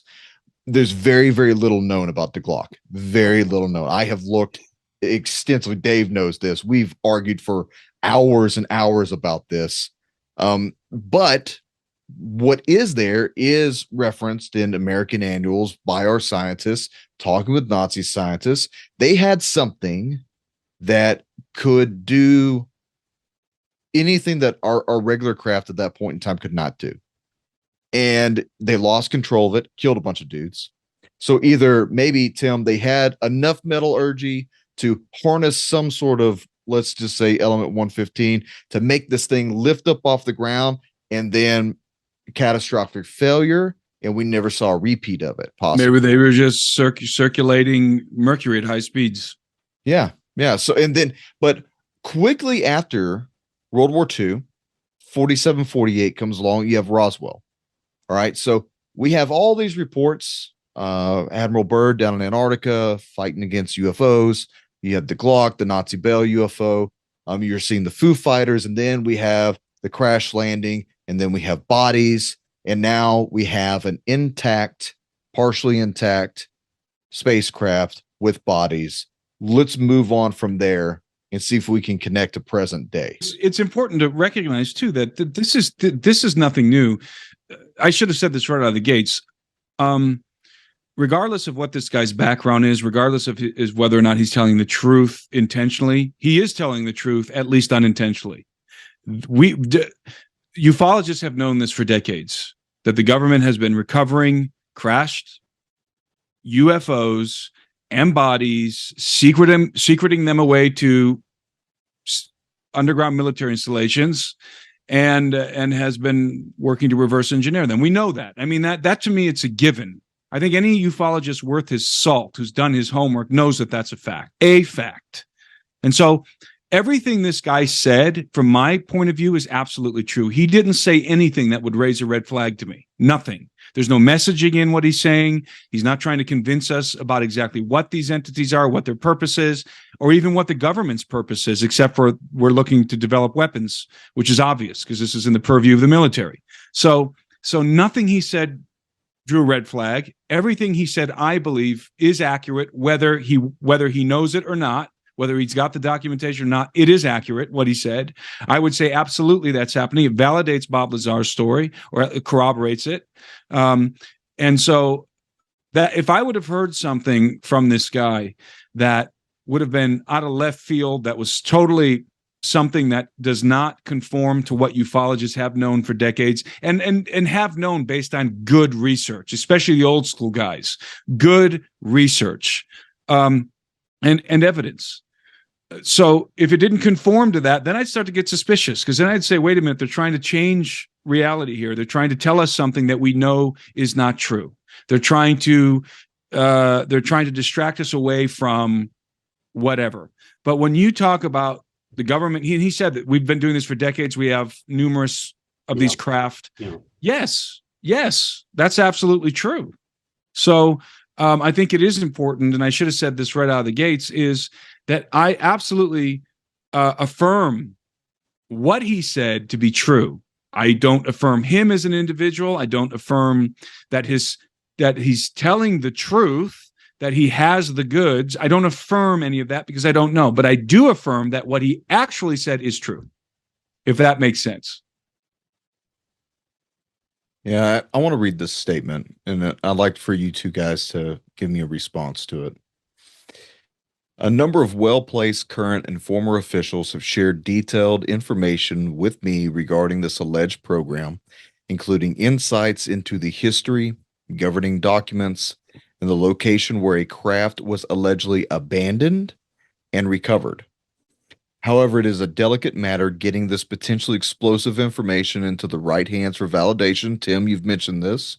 This is made harder by the fact that, rightly or wrongly, a number of potential sources do not trust the leadership of the All-Domain Anomaly Resolution Office established by Congress. So because it's a dog and pony show. Yeah, before you guys comment, I'm going to take the dark side of this. I'll be the evil government agent for a second. This guy was a GS-15. That's the highest rank that you get in the government before you get into the senior executive staff, and that's your like actual deep state. All right, those are the guys who run the country. Yeah, that's true. So this guy comes to the declassification office and says, "Hey, by the way, I have a pamphlet here of materials that I'm not supposed to have that can change utterly the world, and proves that we've been lying to everybody. We don't have an answer, for this, and it's going to uncover quite a lot of stuff. And Congress is going to throw a hissy fit over it, and everybody is going to be put in the limelight because of me, because I and my virtues say that this is a good thing. And I just want your signature right here. Just approve it, stamp right there. That way I don't get whacked. And I'm going to move forward by reporting this to Congress." You know what I would say as a declassification officer? All right, if we're a few years ago, leave the material right here, turn around, you're under arrest. Because if I don't arrest you, then they're going to come and arrest me for not arresting you. And you're going to get your legs broke, and I'm going to get my legs broke. What in the hell are you thinking? I can't tell you to go put that back because you took something you're not supposed to, either out of a skiff or wherever the location where this was. And in your good conscience or not, you're going to get a lot of people killed, yourself killed, and I'm not going to get caught up in this. Well, we don't know all the details behind that. Yeah. I mean, had he already gone to members in the press? Was he already in conversation with a bunch of people that would have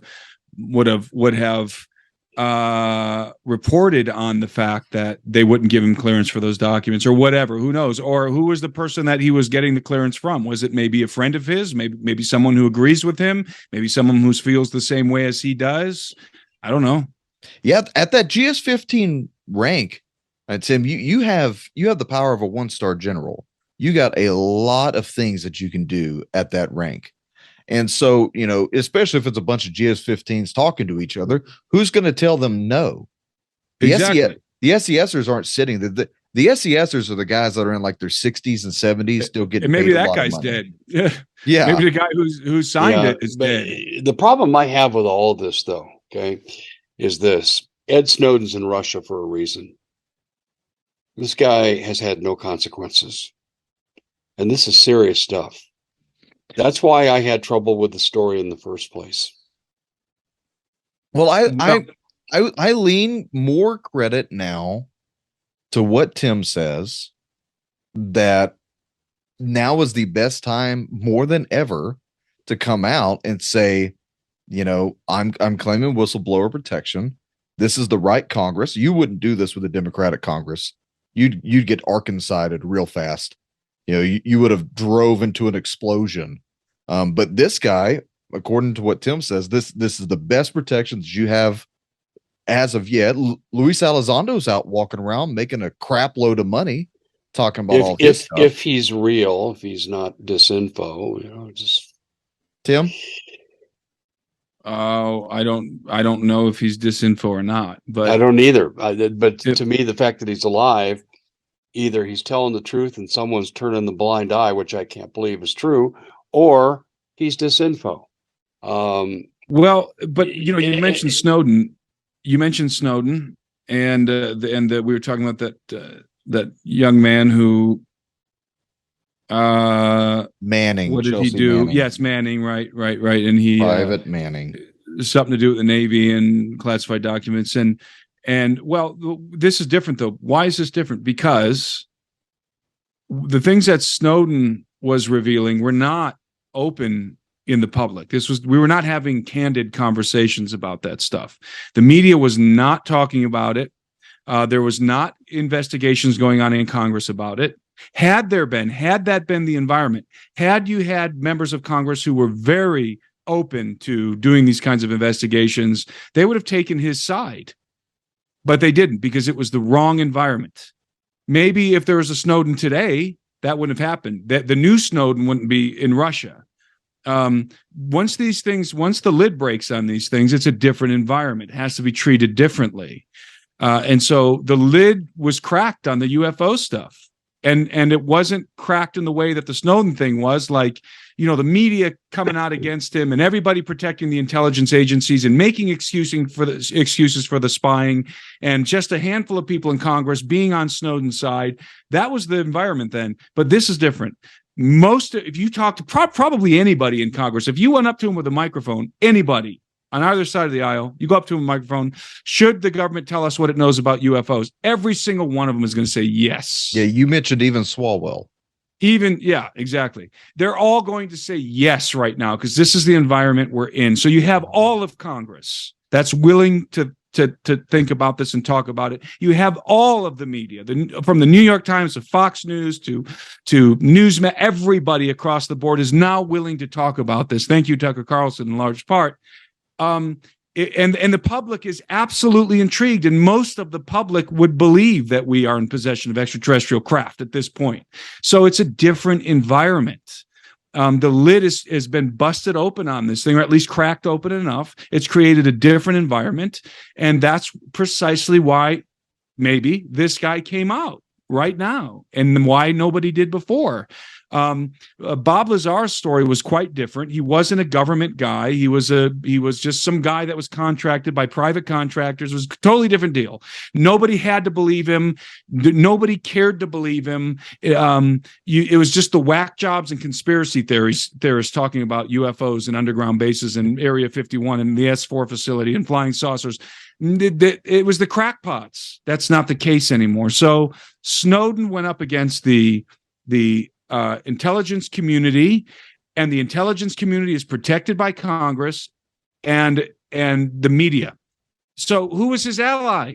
Nobody. That's why he had to run to Russia. No, he didn't have any allies. He couldn't walk up to any group in Congress and put the documents on the table and get any kind of cover. This is different.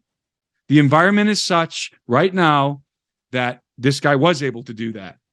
There is an investigation of UFOs. There is a call for more investigations into UFOs. It's like the environment's different. That's all I can say. Now, that is not to say that I'm I'm affirming that this guy is telling the truth, has the goods. It's not to say that I'm totally convinced that this isn't some kind of a psyop. I don't know. All I know is that I can tell you from all of my research and from my opinion, what he's saying is true. What about the Vatican? You got the Vatican, and the world's largest binocular scope, Lucifer, out there on Mount Graham. You and Tom Horn, Steve Quell have visited that before. Do we expect to hear anything from the Tom and Chris Putnam? I don't think Steve and I have ever been to Graham. Okay, right. Do you expect to hear anything from the Vatican on this? No, I don't think the Vatican is going to cross wires with the Pentagon. I don't think, the Vatican's intelligence, by the way, the Vatican's intelligence community, its intelligence apparatus, what our government calls it, the entity, is bigger and more informed than anything we have, and has been for a very long time. But I don't think the Vatican is going to come out and talk about this yet. I think they will at some point in the future. But they're not going to comment. You might hear priests, individual bishops and different Vatican personnel coming out and talking about these are demons, be careful, something like that, which would fit into a lot of their worldview. Remember, the Vatican, there isn't a unified voice. There is officially through the Pope, which, by the way, he might be dying in the next week here or so, but there isn't an official, let's say, there isn't a position that's agreed upon by all members of the Holy See. There's a division in the Vatican over many things, and certainly as in regard to UFOs and aliens, I'm sure there's a division. There's an infighting. There's different positions inside of the Vatican regarding how we should view this phenomenon. But I bet you there's hardly anyone who doesn't believe that UFOs are real or that aliens are real. I think we all believe that. I think we're trying to get at what the true nature of the threat is. To me, it's a threat. When you have a superior technology encounter an inferior technology, one of two things happens. The inferior technology is either destroyed or it's assimilated. And that's, to me, what the main source is. I want to go back to this incident we saw, because I've been running this back through my head. Let's look at it from a couple of perspectives. One, this blue lights there, ostensibly, we think that's what landed in the backyard. Why would these aliens land in a backyard, and how are they able to leave? To me, there's a lot of holes in this story that aren't explained. Well, if you look in the area, the residential area that they landed in, they didn't land in the pool. Obviously, the guy's backyard was the clearest area, so you had to look down and plot that. And if you're flying in a drone, unless you have a 360-degree directional camera, which some do, and if we're talking about the government, I mean, we have extraordinarily advanced stuff. You would have to plot your landing path. I don't know why you would. If you're going to visit people and you're going to say, "Hey, we're the aliens," why land in the back of this one dude's yard and not get out and make a scene? Well, they didn't say anything, and as you said before, if there was a technical issue, maybe they had to land temporarily, fix something, and then take off again. I don't know, but there is some speculation that and this is just rank speculation. I don't know if there's any truth to this, but there is some speculation that some of these craft require water. They have to land. They have to hover over bodies of water. And a very quick anecdotal story: I was in Peru, and we were investigating this lagoon, and we were looking for Inca treasure in the lagoon, actually. And we were approached by townspeople who told us, and Chase Kletsky was with us, and Chase had been told this by the mayor, and then we had it verified by some of the townspeople nearby. Lake Moron, it's spelled moron, but in Spanish it's Moron, in the Paracas area, actually in the Ica area, the Pisco area rather, and they say, all these townspeople say that, and they saw it clear as a day. It's a fascinating story. I mean, they saw it in broad daylight. A saucer hovered over this. It's a small lake. It's like a big pond. Hovered over this body of water and began to draw the water up into the craft. Yeah. Now, it was doing this for a while, and the people were freaked out. Now, here's the thing about this area. This town depends on that body of water. So they were freaked out for two reasons. Number one, this is in the desert. I mean, you're sand dunes, total desert, very, very arid wasteland, not a whole lot of water. So they freaked out, A, because it's this flying saucer, right? And B, because it's sucking up their water. And so as remarkable as it sounds, it's true. The townspeople, a group of them gathered around and started throwing rocks at the craft that were dinking off of it as it's sucking this water up from this lagoon. Not hitting a force field or anything. Well, they were throwing rocks at it, and it was hitting something. And these people were they'll all tell you this story. And again, the mayor told this story to Chase Pletsky and to L.A. Marsuli when they were in Peru, and Chase and L.A. were with us again in that area. And do you think it's fuel? Do you think the water's fuel? I don't know if the water's fuel. Maybe they needed to cool down the reactor like we do with nuclear reactors. It could be fuel, but I'm just, again, I'm spitballing here. Maybe the guy had a pull. Maybe it needed water. Who knows? I mean, there's any number of things. There's any number of reasons why a craft would land. And people always, they say this, and this is becoming a very tiresome trope.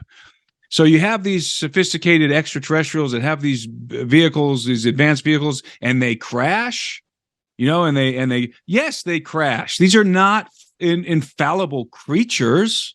You're talking about technology. Technology malfunctions. I don't care how sophisticated it is. Especially under if it's in a different environment than the one that it was manufactured in. If it's encountering things in the atmosphere that are different, if it's a random, getting struck by lightning or something, it's technology. We don't know what kind of thing. I mean, it's possible that something simple could be interfering with the navigational system on the craft. It's so that this idea that just because it's an advanced piece of hardware or extraterrestrial doesn't mean it's not going to crash or it's not going to malfunction. To me, in my mind works like this.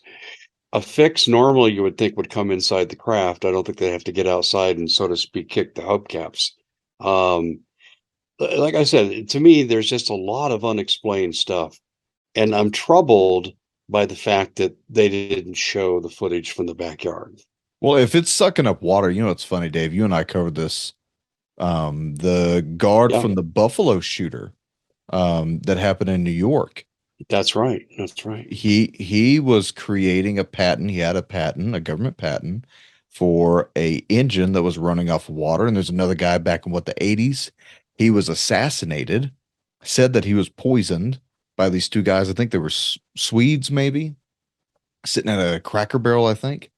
And, grabbed his throat and said, "Oh, I've been poisoned," sitting right next to his brother, and dies. Well, he created more or less a dune buggy that ran off of just water. So, it's plausible that it was water.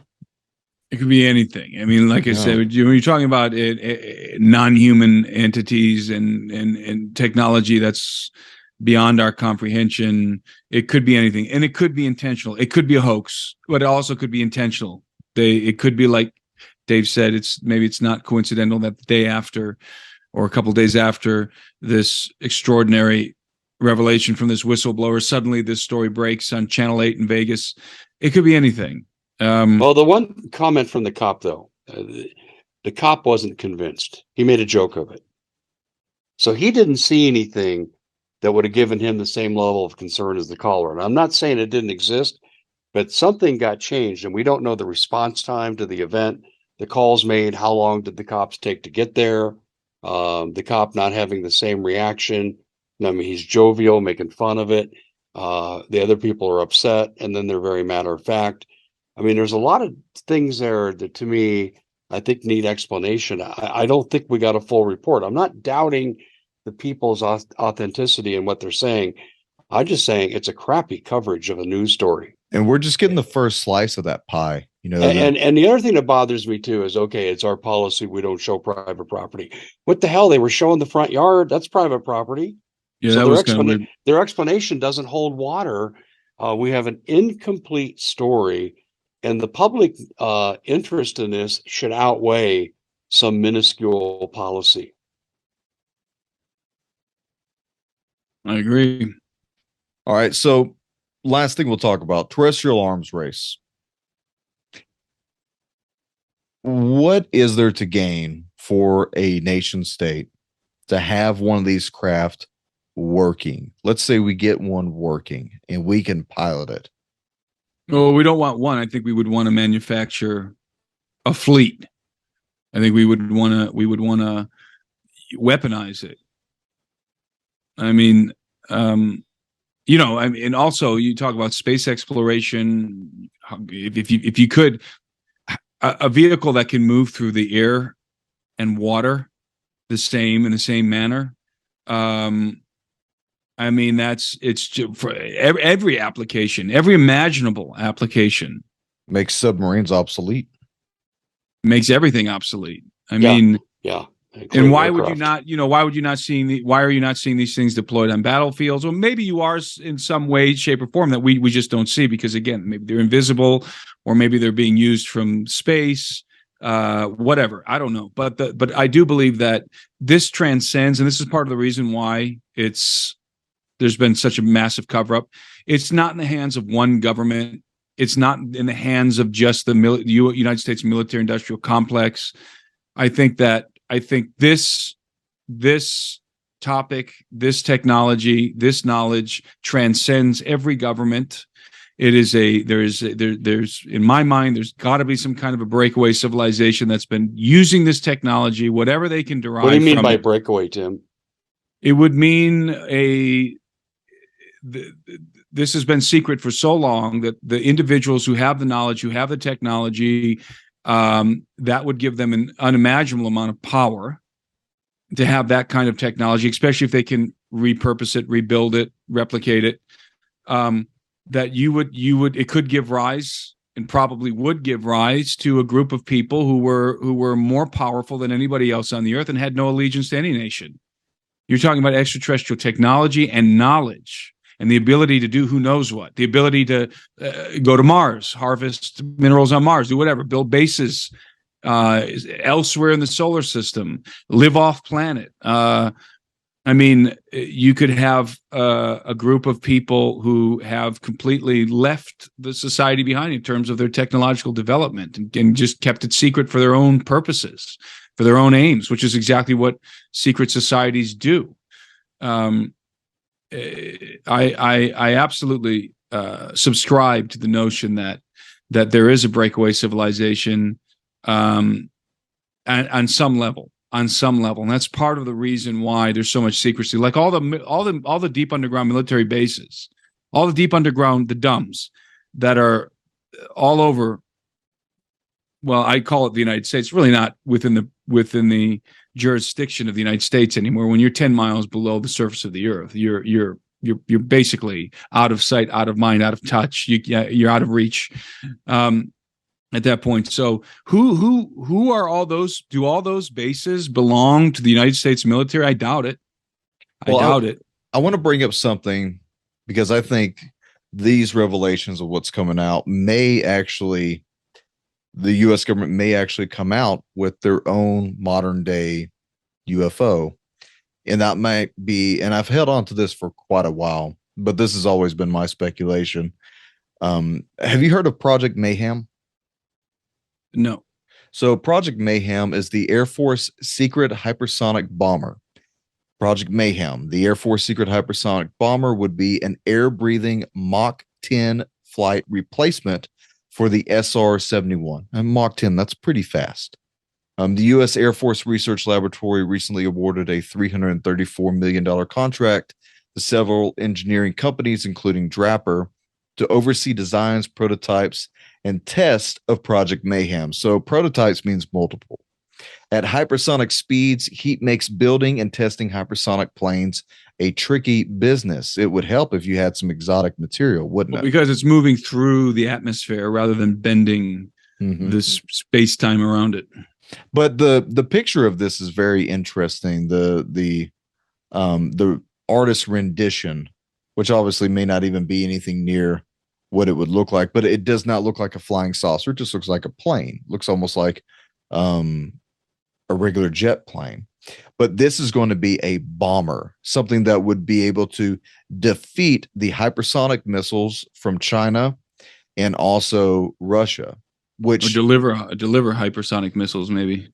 Well, or deliver a nuclear weapon or a neutron bomb at hypersonic speeds.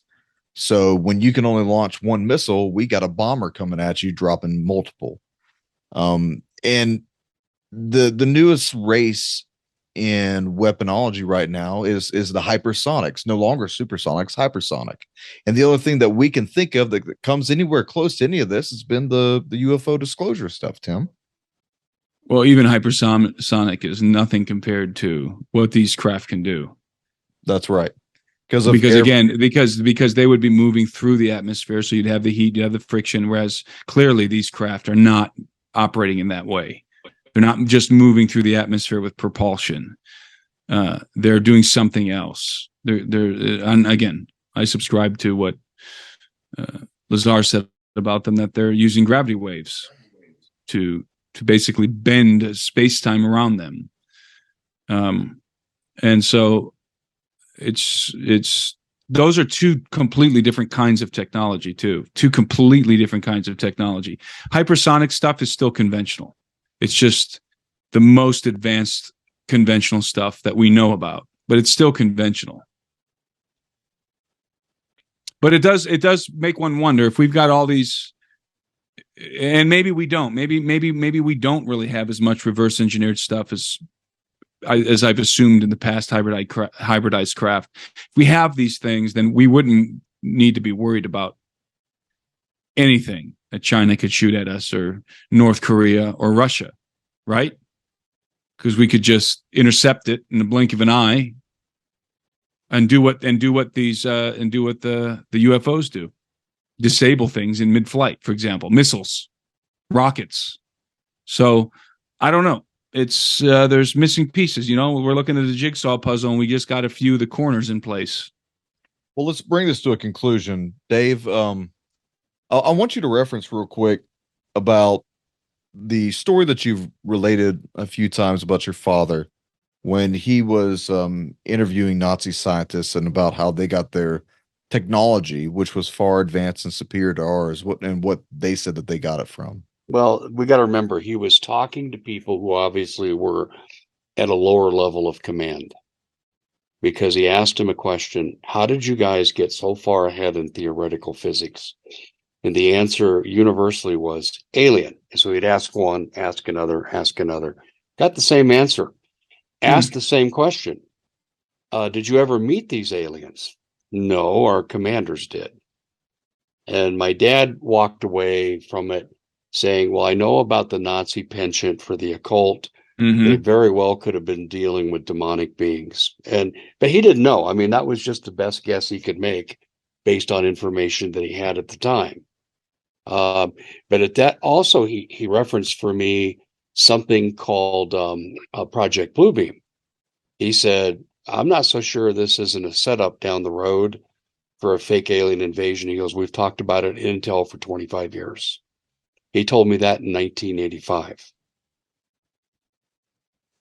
That is fascinating. So I look at that, look, is there something to this phenomena? To say this is all lunacy and we're all crazy, that is a really ignorant statement. It'd be an ignorant belief. But what it is, I like your idea, Tim, of breakaway civilization. I talked to someone in NASA who was fairly high up at one time, and this goes back. He was friends with Art Bell, gave Art Bell a bunch of information too. And he told me that the belief was in some circles that what's coming here was us from a long time ago, if I were to make it simple. And I still, when you say breakaway civilization, that's what you put me in the mind of. Right. Right. But, it's also interesting that when your dad asked the question, that the response was aliens. It wasn't spirit beings. It wasn't ascended masters. It was aliens. And if you're going to get that sort of a response, then what's the first thing you think? Extraterrestrials. I mean, that would be the first thing I would think. If someone said aliens, there's a lot of other ways they could have described entities that were contacted through the occult, which that's not to say that they weren't contacted through the occult, but,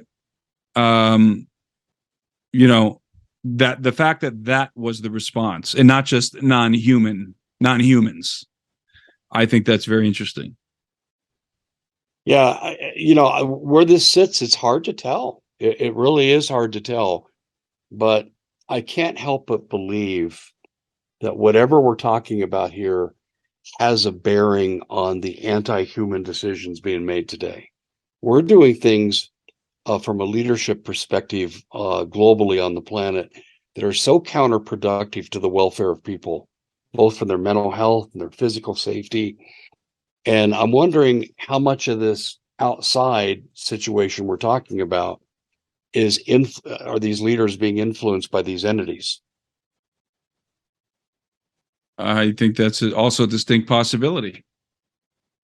There is something to be said about the occult, and I have said this on many occasions, and it's something that's overlooked, and it's really a whole nother conversation. But I'll mention it again, and that is that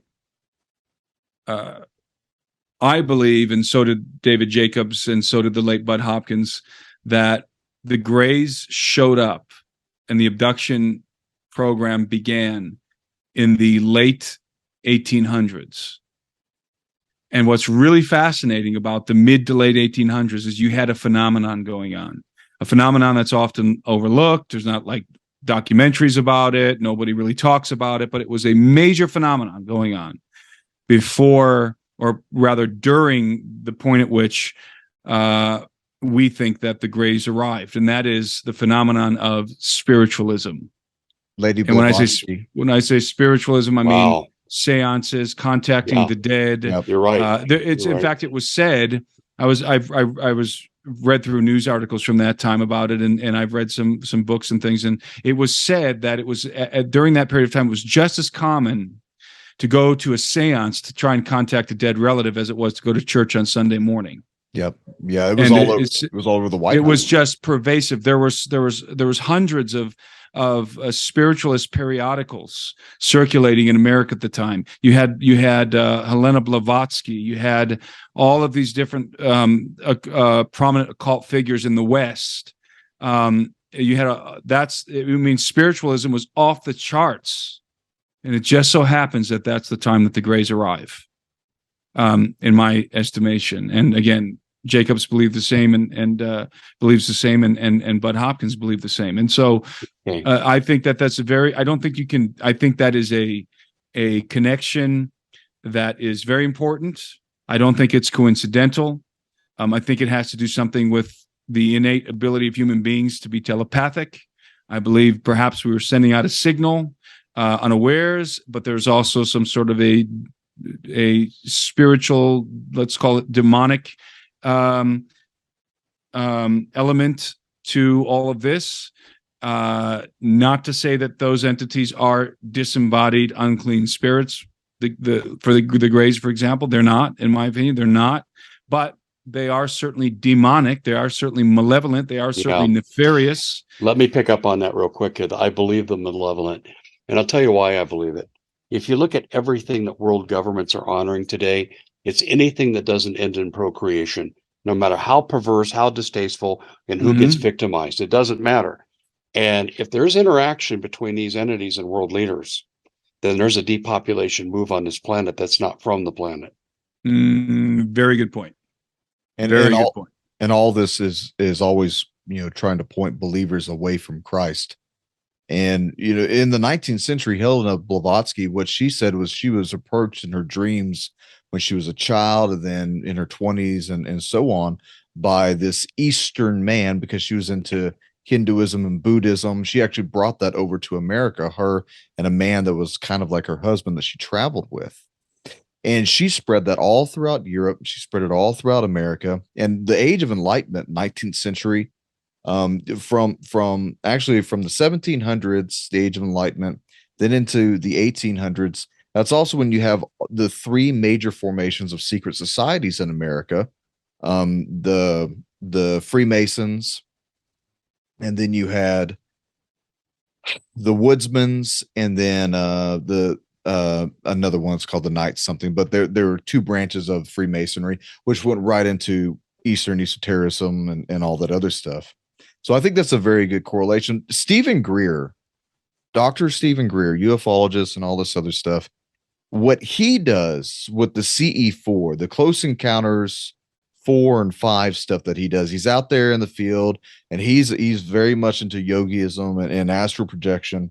Once you, and my belief is that once you allow yourself to thin the veil and become a willing participant in the spirituality side, you are going to get visited. And I think he is getting visited by things that claim to be aliens and all this other stuff. That's exactly That's a good right. point. That's a good point. Exactly right. He sits out there and he says, we can just look into the stars and project our thoughts, and then an orb will manifest, and ooh and ah, there's an orb.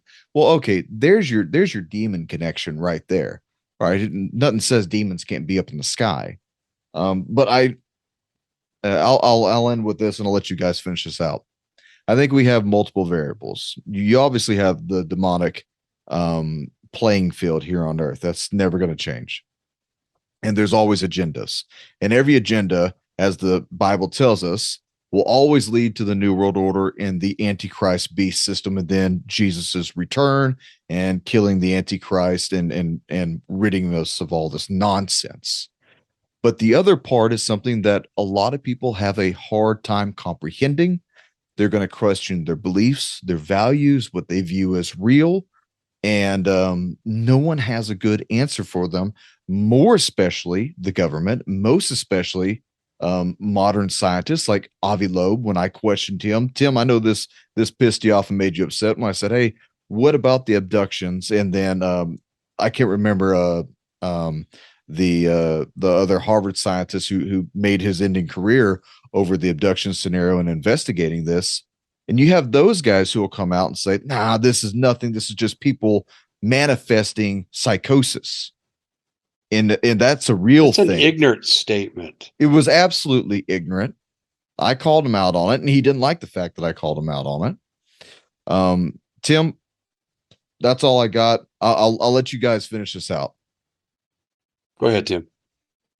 I don't really have much to add except to say that if you discount out of hand the abduction phenomenon, you know nothing about what's going on. You know nothing, because, as I've said again many times, the abduction phenomenon, all the evidence you could ever want. If you wanted to go into court and try and prove in our legal system that abductions are happening, you could do it. You have all the evidence. You have the physical evidence. You have the anecdotal evidence. You have people who are seen by their neighbors being abducted. You have people who are missing while they're abducted. You have people being returned outside of their homes with their clothes on backward with other people's clothes on. You have people who've never met before anywhere else on planet Earth except for on one of these craft, meeting each other in the grocery store afterwards, recognizing each other, realizing that they were on the craft together. I mean, it goes on and on and on and on and on. So if you discount that, then you know nothing. Then you are an ignoramus as it pertains to this subject. Yeah, I think that's really well put. I do agree with you. I think we just need to keep further investigation. I'll conclude my comment by saying this.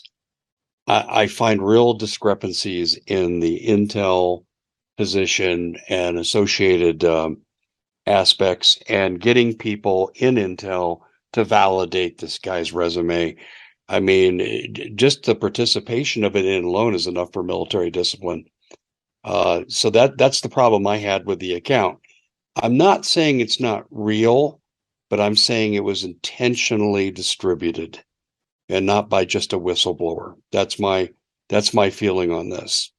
The event we saw on TV, again, the people were sincere, but the report's crappy. The reporter didn't really press the point either. The one on Channel 8, the special guy they brought in, he didn't press the issue like I think any of the three of us would have done. Well, what about this and what about that? And should have had these people under camera one at a time explaining, what did you see? Well, what did you see? Well, what happened next? How long were they there? Did they attempt to interact with you? Did they give you telepathic messages to stay back? You're not in danger. I mean, that should have happened in that interview. And that was a crappy interview. It left us really empty. I agree.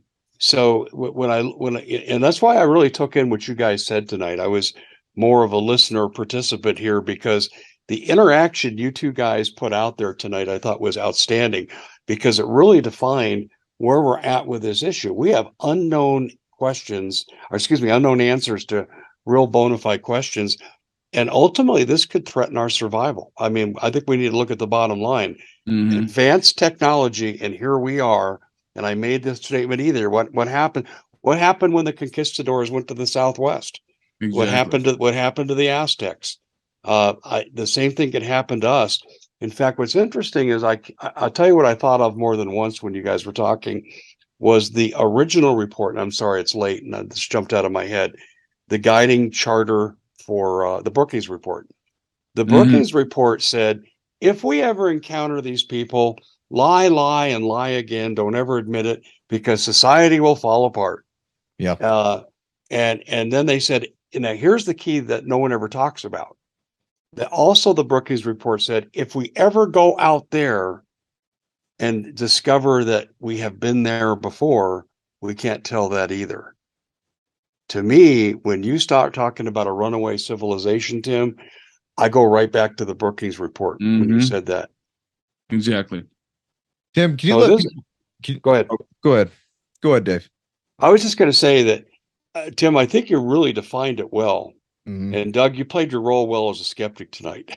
You're trained that way. I mean, that's what makes you a good interviewer, is because you are skeptical. But what we all agree on is this is real phenomena. We're just not sure about really the exact true nature of what's going on. Well, I live my life by a very simple code. I'm just going to go ahead and just believe that everything from werewolves, zombies, Loch Ness, elves, and aliens and all this other stuff is real so that I can sleep okay at night and I'm not wandering it all day. And when it shows up, I'm like, okay, I'm not surprised. I always thought they were real. Look, the way that I do this as a trained investigator is that you got to press these questions. You can't give softball questions to these people anymore. You know, that's why if there was ever the ability for someone like myself and Dave and Tim to sit down with this guy, we would have a very, very different context. Very different. Doug, people will avoid us. I know. Because of that very reason you just said. People come on this topic. Here's been my experience. People will tell just what they want you to know, but they're not open to having their parameters expanded. I found that over and over and over. Yeah, it's true. Sad. Hey, Tim, can you let people know where they can find your information, your book, and what it is that you got going on currently? Well, people can get the book on Amazon.com, Walmart.com, BarnesandNoble.com. They can track with me on YouTube, Timothy Alberino, social media, Instagram, Twitter. My handle's the same. It's just Timothy Alberino. My website, TimothyAlberino.com. And as far as what I got going on, I'll be in Peru in a week, doing a tour in Peru with a group of people, and that's sold out. And I'm doing I'm doing an event in Costa Rica in February, but that's also sold out. But if people can still find tickets becoming available here and there, you'd have to follow Blurry Creatures for that. Tim, out of curiosity, when you do the Costa Rican presentation, is that in Spanish? Nope, that's going to be, as far as I know, it's primarily Americans coming to Costa Rica. Okay, well, it's a nice place to visit. There's no question about that. But it's going to be a really good time. But and I'll be doing more events like that as we move into the future. I've got some other things going on. TV shows almost completely done, and that'll be released in some form soon. In this summer sometime. And I got a couple of have you ever thought about doing a kind of a mini TV network where you bring in a panel of experts, and kind of like what we try to do on this show with Doug and myself, and bring people like you in? You ever thought about doing that? Because I think that would really draw well. Yeah, I've contemplated stuff like that before, but my plate is so full as it is with things. A lot of what I'm doing is behind the scenes and not really, publicized. And I've contemplated a lot of things, but I have to kind of figure out where everything's going to end up in terms of the things I've been working on behind the scenes before I can jump into something new like that. But it's always a possibility. I might do something like that in the future. Yeah. I'll go back to the conference you had that Doug and I attended. Outstanding. It's a shame we don't do more of those, because just meeting the people that were there was so much to be learned. It really was. Anyway, guys, interesting show. This wasn't quite the face-off that we anticipated it being. A crashed alien supposedly in Vegas changes things. Yeah, I agree. It's just too bad it was such a crappy report. And here's the other question I have on this, before we close. That's the channel that George Knapp appears on. Why wasn't he handling that? You wouldn't have got that kind of interview with George Knapp doing that. Very interesting point. Yeah, that is a very interesting point. He was probably on Knapp vacation. is an old school, great investigative journalist. Guy's old tremendous. School. Absolutely. He's one of the few left real investigative journalists in this country, George Knapp. Well, it's funny. I have guys that are in the State Department who actually are texting me right now saying, why wasn't George Knapp on all this? So everybody's saying the same thing. And I'm sure Mr. Knapp will come out and give us a slice of that pie. Hey, look, before we sign off, I just want to let people know you can find the Doug and Dave Intel Report on thecommonsenseshow.com, thecommonsenseshow.tv. We're also on Rumble, Doug and Dave Intel Report. Make sure that you're following the Common Sense Show. My show is the American Vindicta Podcast. You can find that on GS Radio. Me and Dave are both on gsradio.net. And make sure that you're following us, that you're subscribing to us along with Tim. That way you help the algorithm and grow our channel. And the more that you subscribe, you like, and you share, and you comment, the more our stuff can get out there into the ether, because we're typically blacklisted for everything that we say, except for Tim, because everybody loves Tim. So, Dave, Tim, that's all I got, man. Well, one thing, I got to tell Tim this story before we go. It isn't related to this issue, but an issue I don't want to talk about because I'm going to put this on YouTube. But my cell phone has sent out a couple of text messages I did not send to very sensitive people in sensitive positions. If people that were sharing information, but that's not the only thing. Doug knows this too. I got to a location and I could access any website. Everyone could access my website, but I couldn't access my own website for a week. Mm-hmm. And I had to go to a third-party phone to get a hotspot for me to get into my website. That's some pretty serious interference. Dude, if people only knew the amount of interference that we get just when you and I come on, Dave. It's every single podcast for like the first 15 minutes. It is. That's why.